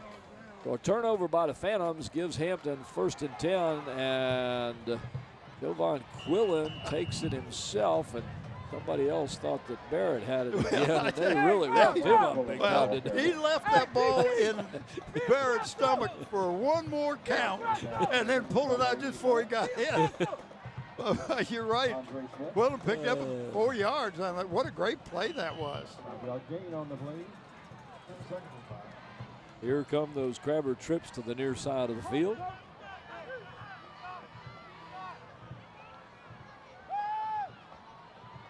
Quillen has it. He has no chance or no intention of passing. He takes it himself across the line of scrimmage for about a yard or two. All he did that time was, it was a fake pitch. And he just gets that defensive linebacker to take that one step to the left. Then he keeps it, cuts it back in. Looks like we got somebody, Crabber hurt on the play. I can't see who it is. Let's hope it's nothing serious. Let's just hope it's a quick cramp or something. We'll take a timeout here with 7:21 left to go in the 3rd quarter here at Darling Stadium, where the score is Phoebus 6 and Hampton 0. We talked a little more about our catering sponsor, the Grey Goose. I tell you, they do these shows, this mystery series, at 7:30. The one that I'm talking about, Everybody Loves Lucy, October the 10th at 5:30 and 7:30, and October the 11th, same time. Buy your tickets, go, you will enjoy. Take your wife there. Not only you get a good show, the food is outstanding. The food the Grey is Goose. very, very good, and we've been able to have some of it here. And it's, I'll tell you what do we have tonight? We had ham sandwiches, and that sounds silly, except you need to have these ham biscuits that we had, folks. These were real biscuits. And then they had something else, a little Brunswick stew. Not a little. It was nice. It was good. And my wife makes an excellent Brunswick stew, and this was very good. That was Ezekiel Volk that was carried off or helped off the field there. Jovan Quillen gives it off to the first back through. And that's going to bring up a 4th down. I thought that, and that was a trap play. They were trying to spring that first back going through, and I think that was number 15 again. Yes, it was. Barrett. It was. But you try to trap that guard with the center, go right behind it, pick up a quick 3 or 4 yards, and he didn't get anything. What you're hoping is you pick up quick 3 or 4 yards, but then the backs will overplay it, and you'll be into the secondary. Right. Well, now you got Hampton's going for it again in their own territory, going for a 4th down, and I look for the ball to be in Quillen's hand and to stay in his hand. And I think the Phantoms do too. It looks like they're going to blitz. Oh, no, they're trying to draw him offside. They were trying to draw him offside with the count. Hampton's done it for years. Well, you should know, 1,000 years. They always do that. It's pretty standard. But I'm curious to see if they're going to punt or whether they're still going to try and go for it. Well, now they can talk about it. They got a timeout. They can talk about it. It's worth a try. The only thing it's going to cost you is a timeout. You hope that's not going to.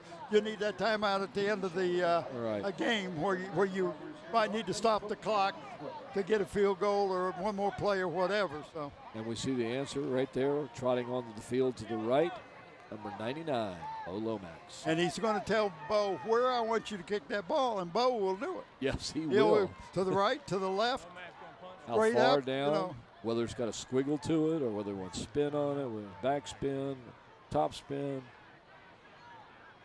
Bo was about 15 yards back from the line of scrimmage. He can make up for it. Well, that's normal. But the last time that ball went way overhead, what a great punt. The more of a line drive. To the 12-yard line was taken by the Phantoms, and they'll get back to the 20. Looks like they're going to call it the 26. That was Robbie Robinson on the play, number 2. Yeah. You got to be careful with the ball in his hand, as you said before earlier in this game. He's dangerous. When I interviewed Robbie's dad over there, he was at Bethel High School, played ball at Bethel High School. Right there's a good shot of Robbie Robinson. And they were having a thing throwing the ball. Who can throw the ball furthest, you know? And he said, well, I'll try. He outthrew everybody but 20 yards. Next thing I know, he's quarterbacking for Kozlowski. I was in no dummy once he see him throw the ball that far. Justin Wright, the quarterback for the Phantoms, hands it off to number 11, Becknell, and he's not going to get much as the Hampton defense quickly responds to that one.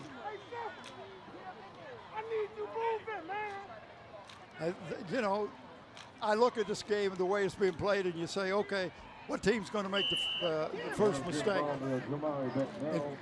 Phoebus did. They made a mistake, but they didn't have to pay. No, they didn't. And I'm not sure Hampton made a mistake on that touchdown run by Becknell because it was just a good run. Let's see what happens the rest of the game.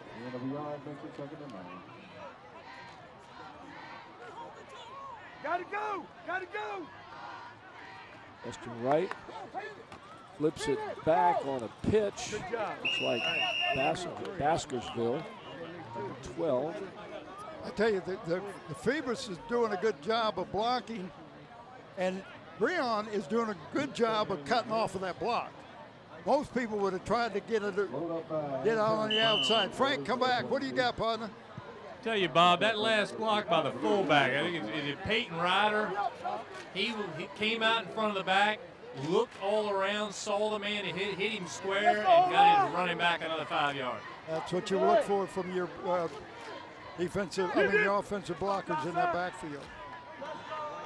And with third down, they're looking for about 5 more for a first down. And the swarming Hampton defense almost bottled up number 11, Becknell, but he hits the left sideline and gets down the midfield for a huge gain for the Phantoms. That's the first time they've got outside tonight, but he got some good blocking on the left side of that offensive line. Very good blocking, Bob, because I thought he was going to get dropped for a loss because of the quickness of Hampton, and all of a sudden, well, Hampton was in the backfield, and he got around him. That's all it takes when you've got that speed. Marlon Carter and Joe Addison coming to the bottom of your screen there. Right under center, goes back. He'll throw it out to Joe Addison, and it's incomplete. And look at Hampton's number 15, Vincent Barrett. Where was he? He had that. He knew where that ball was going. Whoa! Half a step short. He would have taken it to the house. He wouldn't have been touched by anybody. Oh, no way. No way. You want to talk a little bit about our crew tonight? Oh, what a great crew we got. You and me and Brent and Frank. Is anybody else here? Oh, there's a few down in the front. Oh, is there? But we're minus 3.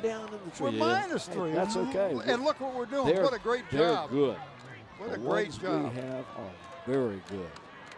2 receivers down here in the screen, and they're not going to get it. Number 11, Becknell is, as he tries to get around the right side and doesn't get but about a yard or 2. And that production crew happens to be these people. On the camera, we have Susan Bowers, Roubaix Grabay, Steve Fryer. Our graphics and animation tonight is young Mr. Matt Buckwalter. The camera control operator, once again, the beautiful and marvelous Renee Camden. The engineer and audio man, Mr. Randy Bagoli, doing a great job down there, Randy. The director, the executive producer, the big man, the boss, Andy Foley, Andy Foley, Andy Foley, Andy Foley, Andy Foley, ladies and gentlemen.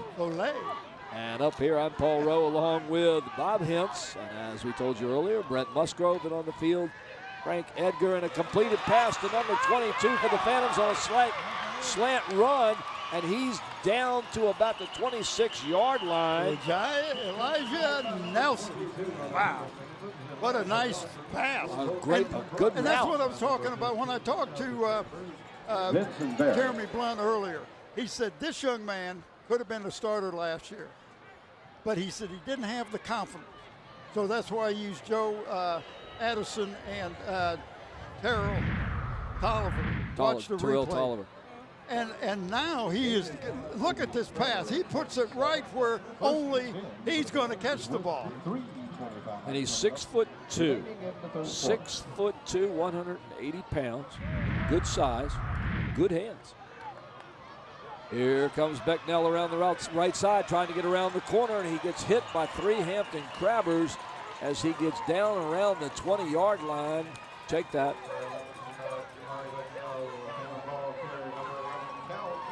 Looks like it's The spotted at about the 12-yard 12. line, Yeah. I saw this referee run to the 20 there. Well, I can't see unless I hang out the yeah, window. I know. That's what I was looking between the rail and this. So the Phantoms on the move again, and Bob, they're threatening. So Frank, keep your eyes open down there. Becknell now has 14 carries, Bob, and how many yards does he have? 106 yards. I would never believe it. And there he goes again. Can't find anything on the left side. He turns around and a whistle went off and everybody stops. I think he had an illegal procedure. Yep. And see, that's a big penalty when you get down there. You're on the 12-yard line. Now you're on the 17-yard line. And you got to get to the 2 to get a first down. It's a momentum thing. It does. It really hurts you. And you don't have a kicker. I mean, I'm not saying he's not a good kicker, but he hasn't proven himself yet. But you have a good runner down there, as Brett Musgrove gave us the information. 14 carries, 106 yards so far in this game. Becknell doing really well. There he goes again. Juking and dancing off the right side. He gets it close to the original line of scrimmage. You need to come a little bit closer. So right. I'll watch it on there. I didn't want to sit in your lap. Antoine Brown and number 30, Amazon Pittman on the tackle. Clock winding down to about 2 minutes 40 seconds here in the third quarter. Phoebus still ahead by a score of 6-0 in a game that both Bob and I thought was going to be a whole lot higher in score than this. Absolutely. I knew that both defenses were good, but I didn't know that they were this good. Right, gives it over to number 12, Breon Baskerville. He tries the left side of the line. He'll pick up a yard or 2. And so you got 8 yards now to get a first down, 10 to get a touchdown. Look at that football, the rivalry. Isn't that neat? They do that every year on this game. And I'm usually down on the field, and I tell you, I'm glad I'm up here because my feet's not hurt. He is down to the 10-yard line. I'm glad you're up here, too. It's really nice talking with you. But I like this rivalry game, and it's really nice that they have chosen over the years Phoebus and Hampton for the big rival game in this area. And it's been promoted real well, and the kids love it all the time. And they recognize delay. Oh man, that hurts. But they recognize the football player was the highest GPA on both teams. So it's not just the football play. How was the academic? And if you look at the Phoebus team, overall they've got a great academic. Huge academic numbers out there. Huge GPAs. Right, with what looks like the reverse, and that's number 2 for the Phantoms, Robbie Robinson. He got hit in the backfield and turned that into another 10 yards. Now, that was a reverse, and they were trying to get the Hampton to flow towards our sideline and then pop him around, and he's, with his quickness, everything, to get him outside. So are you going to go for the touchdown or the first down, or are you going to try to go for a field goal? Let's see what they do. I think they're going to go for the first down or the touchdown. One of them. That's my feeling. You're this deep in, your defense is doing well. You're on the 6-yard line. And you don't have a great confidence in your kicker. Gives it to, no, he keeps it himself. He throws it out to Robbie Robinson on the outside, and Robinson is in. What a great play.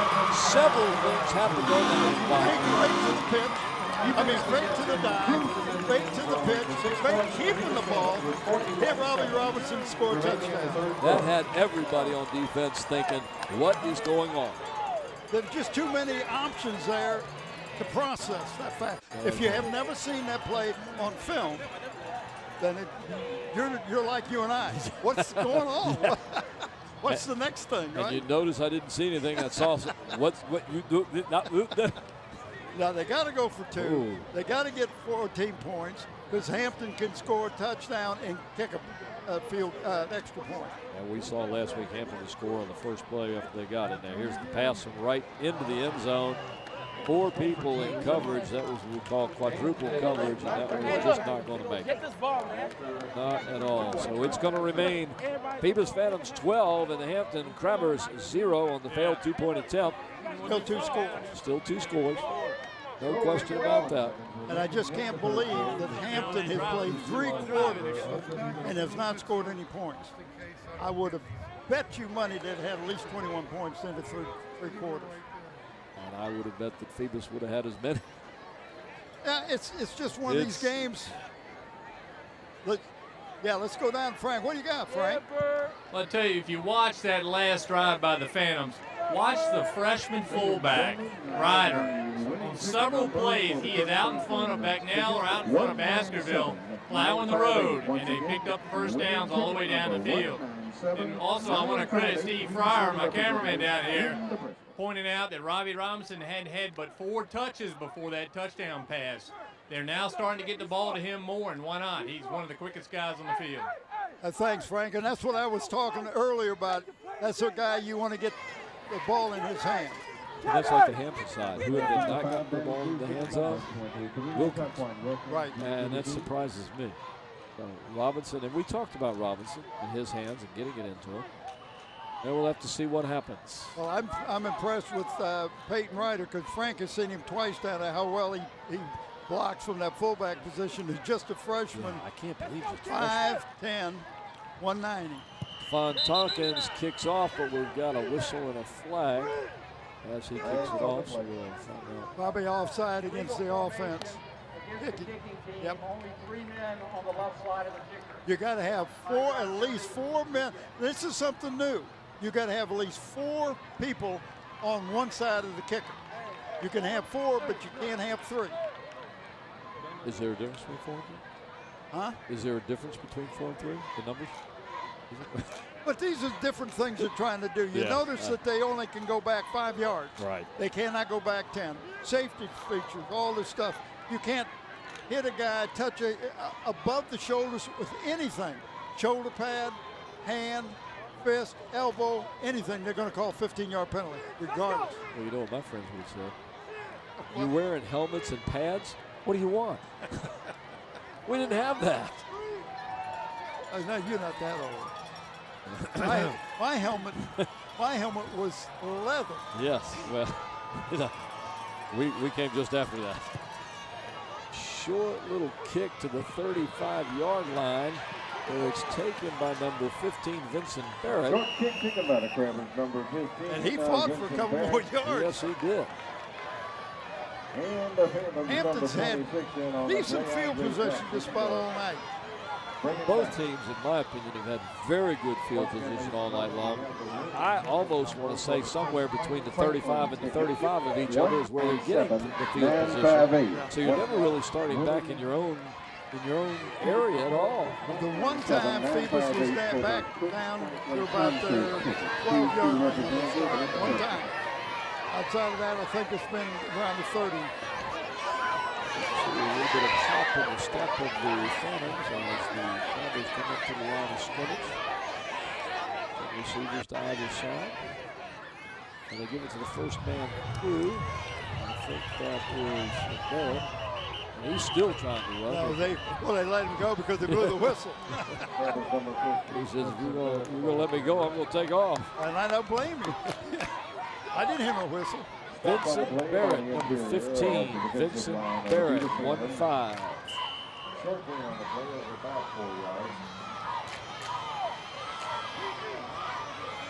You see number 7, Marlon Carter. And with the Phantoms moving on, Chris Wilson.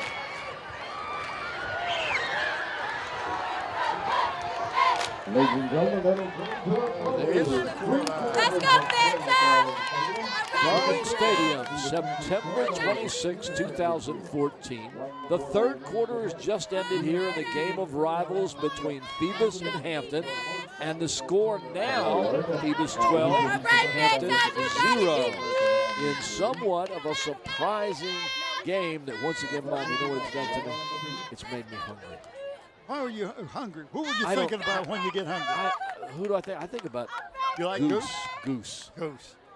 Gray goose. Gray goose. Oh, man. Gray goose. Not Canadian geese. No. No. Gray goose. I want the gray, like my hair. Let me tell you about it. They can cater your event.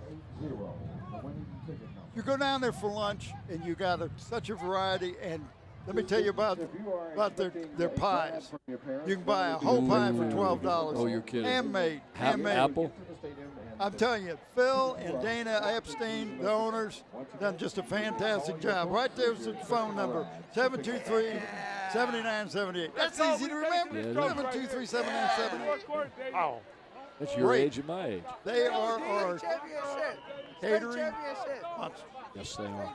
And we appreciate that fact, too, very, very much. What did you get from Brent? As soon as this play's over, I'll show you that as Jovan Quillen gets it, drops back. He's looking deep, looking real deep, throwing into double coverage, and way, way over the intended receiver's head. Well, he threw it to a spot, and the receiver couldn't get there unless he ran over the defensive man. And you don't want to do that. All right, here's the information that Brent gave me on Jovan Quillen. He's had 14 carries tonight for 70 yards. Are you ready for this, Bob? In the third quarter, he attempted no passes. No passes in the third quarter. Now, this was a team that had how many passing yards last week? Ton. More than 3 football fields. Tell you More that. than 300? Yes. My gracious. Let me tell you what he did. He did. Whoa. We've got a whistle on a bad snap. We got a flag. Looks like a illegal procedure. Last week, Quillen was either ran or passed on 36 of 48 plays. So you think he might get the ball and do something with it and not hand it off? Definitely. I tell you, Mr. Musgrove's keeping us busy. This is Quillen continued. To go for a long ball, nothing short. Everything has been long. You're right. I have not seen him throw an intermediate pass or pass, 10, 12 yards down the field. And he hasn't thrown that short triple out pass except for once all night, and that was the bread and butter last week. Can't go anywhere. The Phoebus defense just got in there on a blitz and broke down the line, and guess who that was? Number 70. Harry Lewis. Let me tell you what happened that time. We got a penalty flag. Let's see what that is first. That was going to hurt. But that's from the point of the foul. Well, what happened that time is the 2 outside defensive ends crashed to the center. He stepped up, and there was Harry Lewis waiting for him. And you don't want Harry Lewis waiting for you. No, you don't want him waiting Trust for you. me. Not an automatic first down. Used to be. Not an automatic first down. Face pass against the defense. 15 yards from the end of the run. Replay third down. And third down, it goes back third down, but now you got, instead of 18, you got 3. By the way, Harry Lewis, 6'1", 260 pounds. Go on to tackle.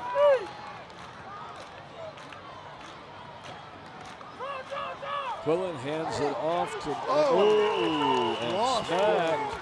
That looked like Cal Key. Yes. For 11. That tackler that time. Really betting. Well, that was 84 for the Phantoms. Ooh. And that's Andre Smith, just a junior, 205, defensive end. He just introduced himself to the Hampton Grabbers, didn't he? He did that. And Hampton going to take a timeout now. But it's 4th and 6. What do you do? What did they do last time? They punted. From this position. I'd go for it. Well, I'd go for I don't see You're at midfield. Bo out there. You're at midfield. What this tells me is if you don't make it, I got confidence in my defense that we can get a turnout. There's those trips down at this end of the field. Bottom of your screen. Quillen gets it. It drops, and he's going to have to take off. A busted play, and he pitches it back. And it's going to be a first down. Oh, my gosh. Wow. All right, Frank, what do you got down there? Well, you guys may notice, but Robbie Robinson is not on the field for the Phantoms. He's over here on the bench. He's been out for a series and a half now, and he was not back to catch on the punt team. So I don't know what happened to him, but he's on the bench here and hadn't been on the field for the Phantoms here in the last few plays. Wow. Maybe you can find out what happened, Frank. Yeah, we'll keep our eyes open on that. But that last play was amazing. Quillen dropped the ball on a bad snap, tried to run it, and then pitched it back. And they were able to pick up the first down.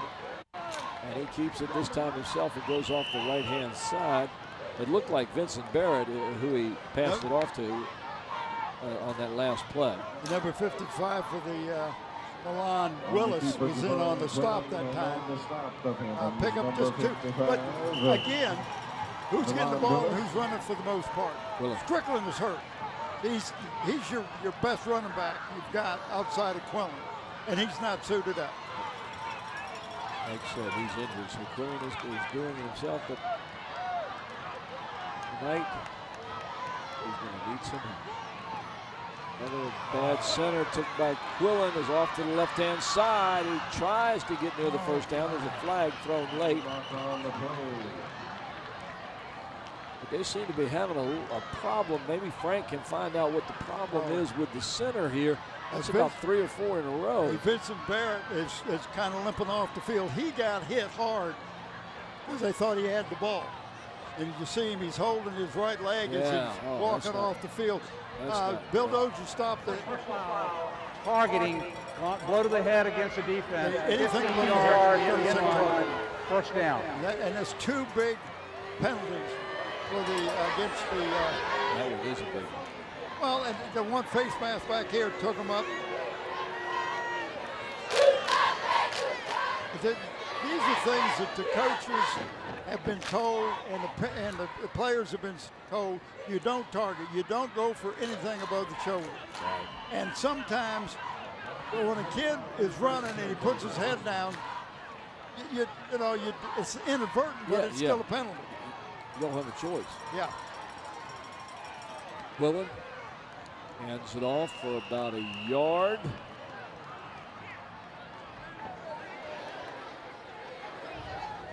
Ten penalties for a total of 80 yards.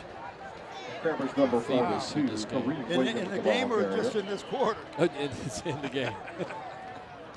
In the game. Phoebus High School, 10 penalties, 80 yards. Unlike them. Well, that's a surprise. I hope Robbie's not hurt bad because he is usually he's that free safety back there that kind of is a free agent back there, can kind of go for the ball. Hampton's going to call timeout. That's their second one. Remember they called one trying to draw him offside earlier. That's right, and if you're watching our game right now, you can tell how many timeouts the team has by looking underneath their logo and their name where you see the Hampton Crabbers, you can see a yellow bar. That means there's 1 timeout left. Under the Phoebus Phantoms, you see 3 yellow bars, and that means they have 3 timeouts left. Frank, what do you got down there? Well, I checked with the trainer for the Phantoms, and she was very secretive about what had happened to Robinson. He's still on the bench, doing a lot of squinting. I'm not sure if he didn't get hit hard and may have rung his bell a little bit, but he looks to me like he's going to be on the bench the rest of the night. She says it's up in the air. Okay, thanks a lot, Frank. Appreciate that. Frank, can you hear me? Yeah, I got it. I got a question for you. In a series of plays here, about 4 in a row, the Crabbers had a problem with the center. Was there a problem with the center? Something wrong there, or just one of those things that happened? I think it's one of those things that happened. The field is actually wetter than it appears. And I think especially on these long drives and the running plays, the ball's getting a little wet. And I know Quillen's had a hard time picking it up. The snaps have been high and low, and he's had a little trouble handing it off. So I think it's just the wet field. All right, there you go, ladies and gentlemen. Frank Edgar with the word on the field. There's Quillen back pass. He's looking deep. He's looking at the end zone, and he throws it well over his intended target. And it looked like number 11, Cal Key, he was looking for. You got Cal Key, you got Wilkins, and I'm sure Wilkins is being pretty well double teamed. He must be. Yeah, You're not going to give him a free, because to me, when I'm down there on the field and I'm watching him, and I'm talking about last year, as long as we've been playing, get the ball close to him, he can catch it. He's a great baseball player. Great baseball, very good eye-hand coordination. You get that ball close, he's going to, if it's in his hands, it's his. You ain't going to get it. And he's got good speed. Absolutely. Quillen with another bad snap, and he's having to take it himself, and he's going to try and get somewhere near the 15 and somewhere around the 14. I think. And that's again what you talked about, and Frank is right. That ball is evidently a little slippery, and I'm surprised. I'm watching the umpire. He's not wiping the ball off. That's one of the things you do. Normally, that umpire is George Adamowski, a friend of mine. He's up at 10. Well, if I were the center, I'd be saying something about it, or even Jovan Quillen say something go up and say, about it. hey, can you wipe it off a little bit? Well, now the Crabbers another 4th down here deep in Phantom territory to see what happens here. Quillen pitches it out, and the Phantoms hold them. What a great defensive play. What a great defensive play. Good lateral pursuit by the Phantom defense. And you look at Marcus Lewis, number 15, senior, defensive back, came up and put a good hit on the run. Well, that'll turn the ball over to the Phantoms at their own 14-yard line, 13 and a half actually, but we'll call it 14. Look how much time we got. 8 minutes. Time is running out for the Hampton Crabbers here at Darling Stadium September 26th, and they need to do something. Well, and Phoebus wants to get some first downs, but they can't play too conservative. No, they can't. They got to do what they were doing before. Look at Becknell on it, taking it to one side, can't find anywhere. He reverses field, comes all the way across. He's not going to get a whole lot of yards going from east to west, but I'll tell you what, Bob, he traveled a long way north and south. He needs to go north and south. Well, is exactly what you're talking about. I know what the directions are. But in football, north and south is up and down. But he must have run about 50 yards and picked up what? 5? About 5. It was a great job of running. But he would have lost yardage if he'd stayed going to the right-hand side. He sure would. And he's in the backfield now, and a bad snap to Wright, who gives it to Becknell but keeps it himself. Then throws a little short pass over to number 9. No, is that number 8? Number 8. Yeah. Sorry. Joe Addison. Marker on the play. That was a busted play, and they got some positive yardage out of that, but it looks like there's a flag right here on the sideline, Bob. Well, he stepped out of bounds. There is no foul on the play for an eligible downfield. The pass was caught behind the line of scrimmage. Okay, so what the flag was, the illegal receiver down the field. But if the pass is thrown to the runner in the backfield, it doesn't make any difference, and that's what happened. Good call. No flag. Let it go. So now we got what it looks like about 2 or 3 yards. Just about for a first down.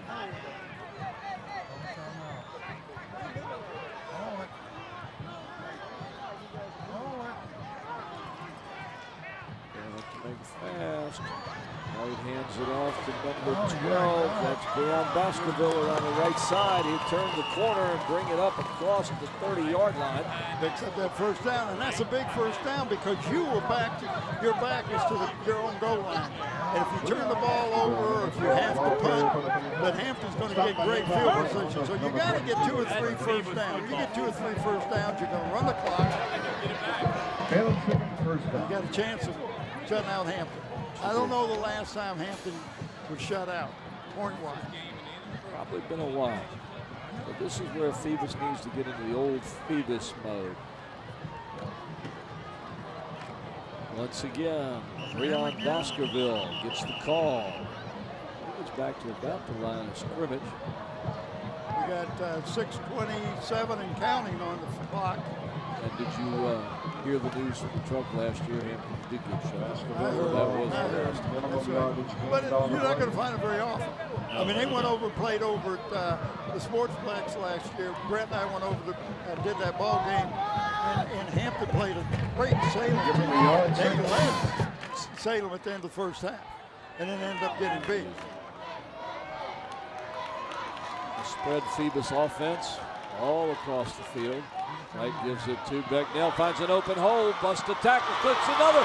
He's in the open field. It's going to be a foot race if he can get a block or a change in the move. What a great dude! Oh my gosh! What a move! Wow! Ladies and gentlemen, you've got to see that play again. Bob's jaw just dropped down to the table. My Lord, what a run! Oh wow! Look at this replay. Bob, do the honors. Oh, watch, enjoy it here. He spins around, and watch this move right here. The guy's got him. Nope, I'm going to go this. No, I'm going to make you turn your back. And he did that to Daz Newsome. Yes, and I mean, and I would have done the same thing. I'd have turned around. Whoa. That's one of the best moves I've seen in years. And that gave him the touchdown right there. Oh. Whoa! Point after. The kick is up, and the kick is signaled good. And number 95, Gerard Riley, kicks it right to the uprights for the extra point. And ladies and gentlemen, this game has taken a turn here in the fourth quarter as the Phantoms have just broken loose on a great run for a score of 19-0 with 5:43 left in the game. Oh my goodness. I just can't believe. Did you see that move? I'll be talking about that for a week. That was a move. That was. And that was Becknell, and who knows how many yards he has. Oh, yes, I agree. And look, all you do is ask, and the man brings it for you. Brent Musgrove hands me this. 184 yards on how many carries? 17. Fantastic. What a night he's had. That's about 10 yards plus. And I tell you, there's a lot of people that did not think Phoebus would be on the same field with the Crabbers tonight. But they've really improved. I watched them play Warwick, and they did not impress me at all. A squibbly kick goes out about the 11-yard line as they're keeping it away from the speed of the Hampton Crabbers. Well, yeah, I wonder why. That's Stephon Tonkin, that's number 90, is the kick that ball. But there you see some Phoebus fans excited about the fact that their team is ahead 19-0 here at Darling Stadium on September 26, 2014. I'm Paul Rowe along with Bob Hintz. We have Brent Musgrove up in the box with us. And on the field, Frank Edgar. Frank's doing a great job. I think Frank just ought to be on the field all the time. Oh, I do too. I think Frank does a great job on the field. Oh, he does. Jovan Quillen with the keeper off the left tackle. He'll get to about the 39-yard line, and Hampton is going to have to move this ball with 5:30 left in this game. Well, and they've got to come up with 3 scores. Yes, they do, and that's going to be And you tough. got 5 minutes, under 5:30, counting, and you got 1 timeout. So you're not going to be able to stop the clock until you have first down to stop the clock. You go out of bounds, you'll stop the clock. That's it. And one timeout. Crabbers are going to have to put it in the air. They've got those 3 trips over there. They've got plenty of coverage. They, meaning Phoebus, has plenty of coverage on it. Quan Wilkins with the reverse. He's got a big opening over there if he can get a block. And real quickly for the Phantoms, 2 defensive players. They were there. And that was number 42 that really kind of blocked the way to go anywhere. I'm trying to find out who that Peyton is. Ryder. Yeah. That is the young freshman that won to play fullback. Now, he's not the one that made the tackle, folks, but he changed that play by coming in and forcing the runner further out, letting him run parallel rather than vertical. Very good. Did I say that right? Made him go west rather than south. Right? I got to remember that. Spread offense. Quillen with a little quiet. It's intercepted at the line by the Phantoms. And that is number, it looks like 84 for the Phoebus Phantoms. Andre Smith. And he just stood up and grabbed that ball right out of the air. And ladies and gentlemen, Well, that hurts. You teach your linemen, if you can't get to the quarterback, get your hands up in the air, try to bat it down. He got his hands up in the air and caught the ball. Yeah. Oh, my goodness. That could be the. Yeah, don't say it. That could be the one. 6'1", 205 defensive end for the Phantoms. And now they take over on the 32-yard line, 1st and 10 in Crabber territory. Wright gives it off to that man again, Becknell, and he gets around the corner and down to the 25. Got a flag at the 30-yard line. Well, we got to start thinking of player of the game. Tidewater Team Sports gives us T-shirts. Check the player of the game. Dave Chubb and Terry McLemore out there. The phone number is 594-0411. I have pretty good idea how we're going to go with the Phoebus, but we have to also pick one for the Crab. Yes, and we've already picked one from last week.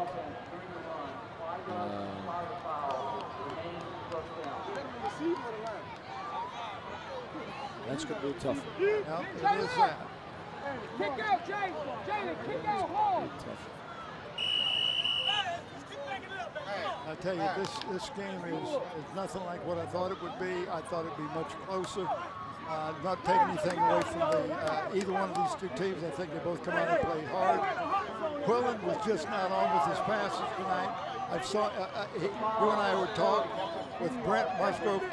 Pointed out to us that he was going for the long pass, no intermediate, no short passes, not the double screens that we saw last week and all that stuff.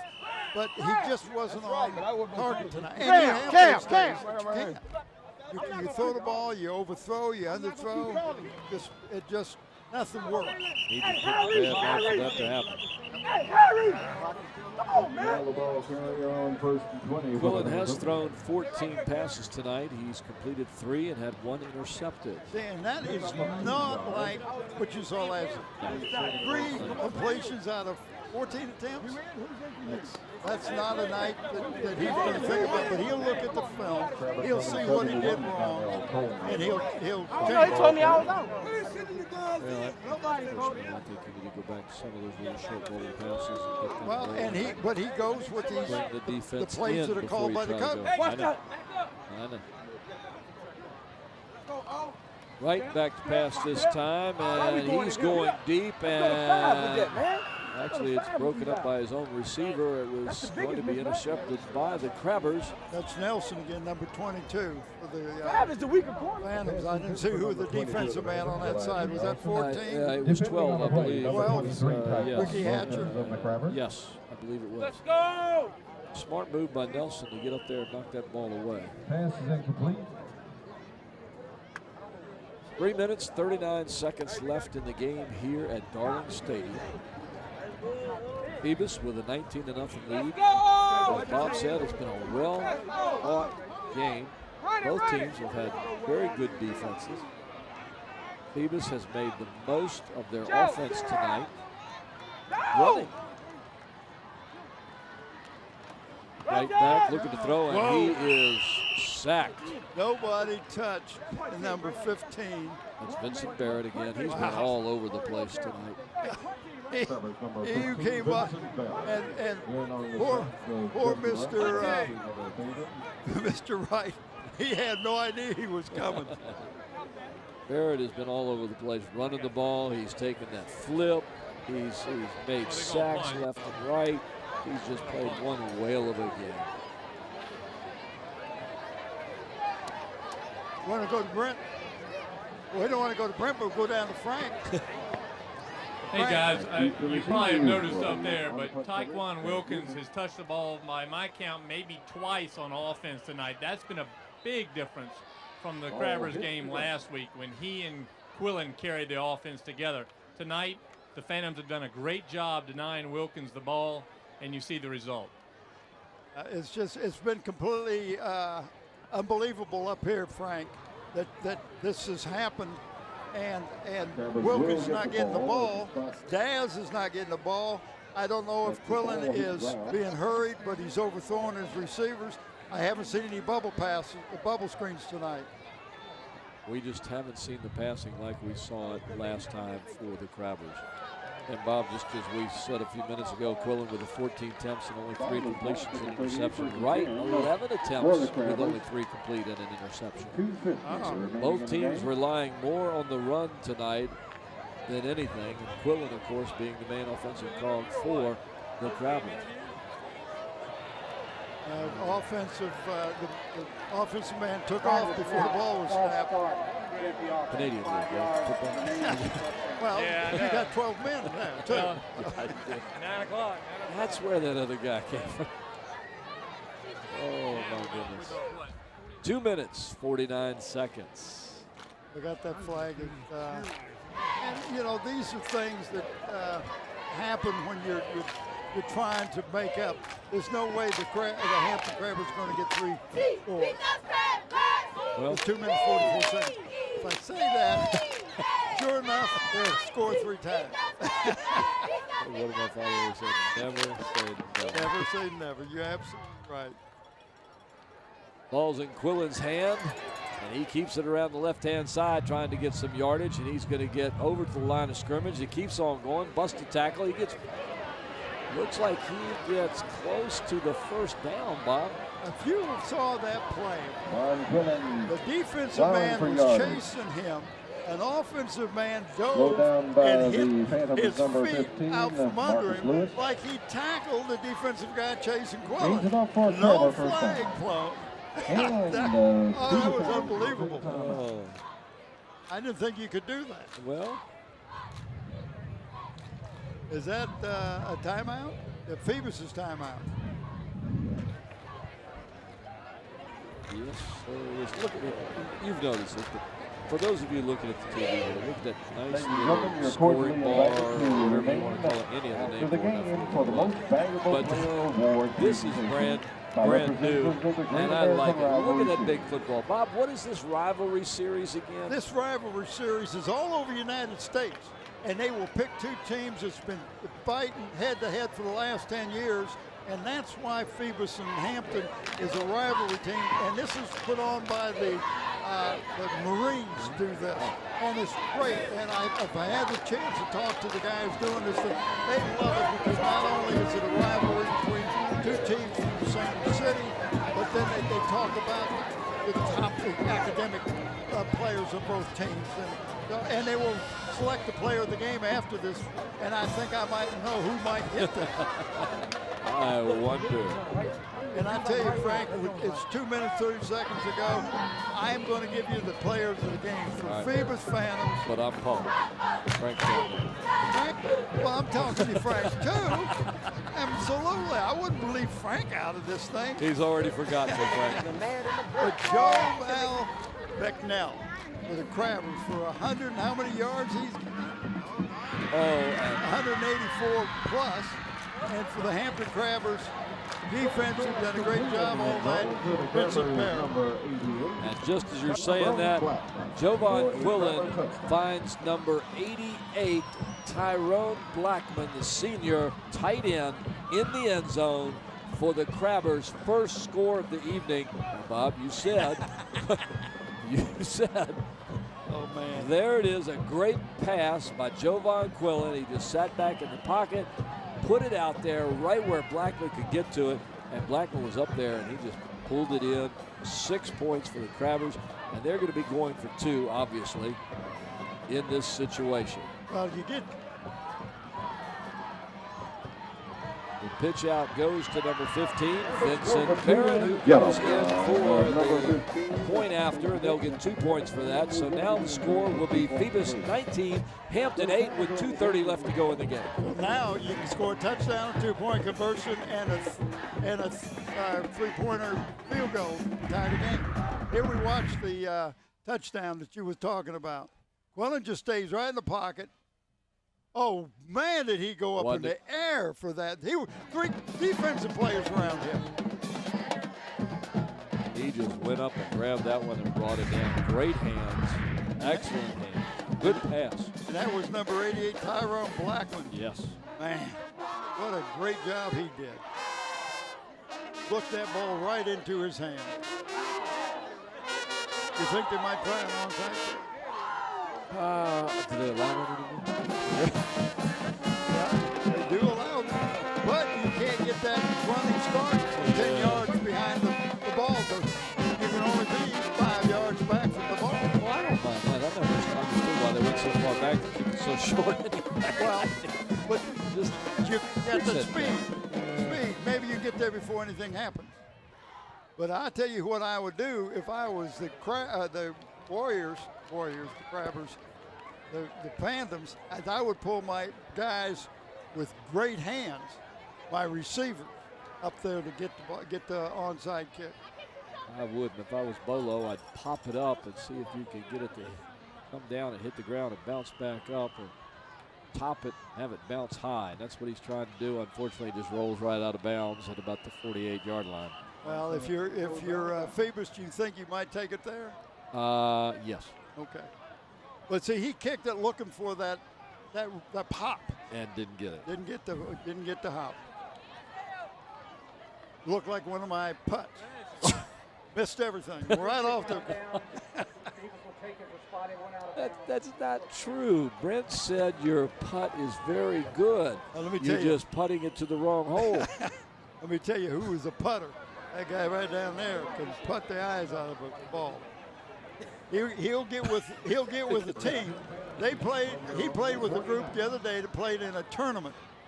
There's 18 holes in the tournament. They were 17 under. 17 under in 8 holes. And he made up most of the putts. Whoa.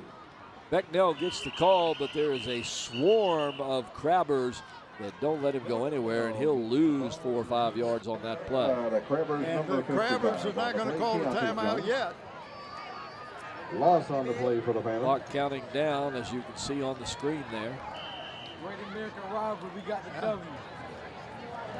So just take your time. Take your time if you're the fan.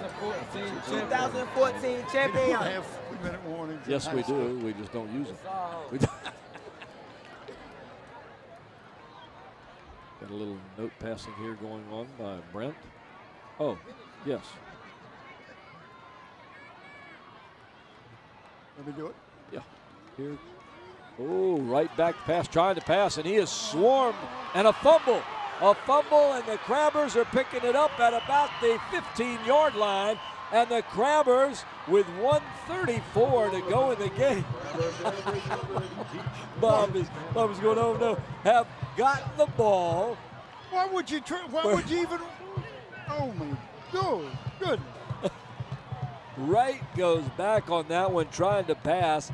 Crabbers blitz. They trap Wright on this replay. He drops the ball, and the Crabbers pick it up. Watch this. Wright tries to turn, then he puts the ball up, tries to throw it again, and pulls it back. And when he does, he's hit by the Crabbers. They get the ball. They're back in business. 1:34 from about the 16-yard line, 17-yard line. Dovan Quillen in the backfield along with Vincent Barrett. Quillen has it. He'll flip it to Barrett. Barrett tries to sidestep one tackle, and he loses the ball. And the Phantoms recover it on their own 25-yard line. Oh, He giveth and he taketh away. boy, just save me. My Oh, man. goodness. I tell you, this has been an experience up here with you tonight. Enjoyed it. Oh, it's been First time great. I've been up in the booth, and It's been great. been a while, and this is where I Recovery belong. made at This is where I the belong. It's been fun 25-yard doing the line. game First with you. and Like I 10 said, from it's there. been many years since you and I did that first game together, and one of only maybe 2 we ever did. And the memories were good. I was scared, but the memories were good. And tonight, oh, Bob, it was so nice. It was like old home week with you. So I appreciate that because I had a great time tonight. Right this time, just hands it off to Becknell, number 11. It looks like the Phantoms are just going to run this game out here, and probably what they should have done before, but they learned their lesson, I think, on that last series of downs. they'll just put it on the ground for the last couple of minutes or seconds in this game. I don't think Hampton's going to call their last time out. Yeah. They may call their last time out, but they know 19 points, that's going to be tough. Well, I don't want to say anything and put myself in that position, but it's going to be tough. I might get a call from Mike Smith, but there was nothing derogatory about the Crabbers. It was just not at all. The They way played that great both defense. teams have played tonight. You weren't expecting them to score a lot of points in a few minutes. And tell us who those players of the game again are, Bob. The young man right there, Becknell. Boy, does he use his blockers. He's over 200 yards tonight. He is the player of the game for the Hampton Crabbers. Phoebus Phantoms, I'm sorry. Jomari Becknell, and for the Crabbers, Barrett. Two good young boys, young players, young adults really, who have just played marvelous games tonight on this field here at Darling Stadium. Watch this replay. This is unbelievable. The way he makes the play, extends it. He extends it. Okay, right here. Okay, I'm going to get no. I'm going to go outside. No, I'm going to come back. I miss you. Uh-oh. And then it's going to take 3 or 4 of you to get me down. 21 carries for 211 yards as the clock winds down here at Darling Stadium, September the 26th, 2014, and in a game billed as a rivalry game here at Darling Stadium, the Phoebus Phantoms take the Hampton Crabbers 19-8. Bob, thoughts on the game? Wow, yes. I'm speechless because there was not any points scored in bunches tonight. They were just taking their time and just running the ball. Nobody could pass the ball very good right at the beginning, but you got to take your hat off to both coaches, both teams. They played a great game. When you get 19-18, it's a game that close with this kind of athletes, and we're going to see a lot of these players next year. Yes, we are. They're young. They're very, very young. They're young, they're quick, they're fast, and they're gaining experiences. Frank, do you have any last messages before we leave? Well, great ball game by the Phantoms. Becknell was terrific tonight. The line played very well, and the defense stopped the Crabbers' main weapon, Tyquan Wilkins, on the corner. They couldn't get the ball to him or to Newsom. And hey, Frank, one more thing. Where are you going to go eat for lunch? Well, if it was open now, I'd go to the Grey Goose, but I'll go tomorrow between 11 and 3 and pick up some chicken salad and some Brunswick stew. You got it, baby. Ladies and gentlemen, please support the Grey Goose, our sponsors here at LSC. And ladies and gentlemen, thank you for joining us tonight in this great game between the Hampton Crabbers and the Phoebus Phantoms, won by the Phantoms by a score of 19-8. For Paul Rowe, Bob Hintz, Brent Musgrove, and Frank Edgar, good night, everybody. We'll see you next time.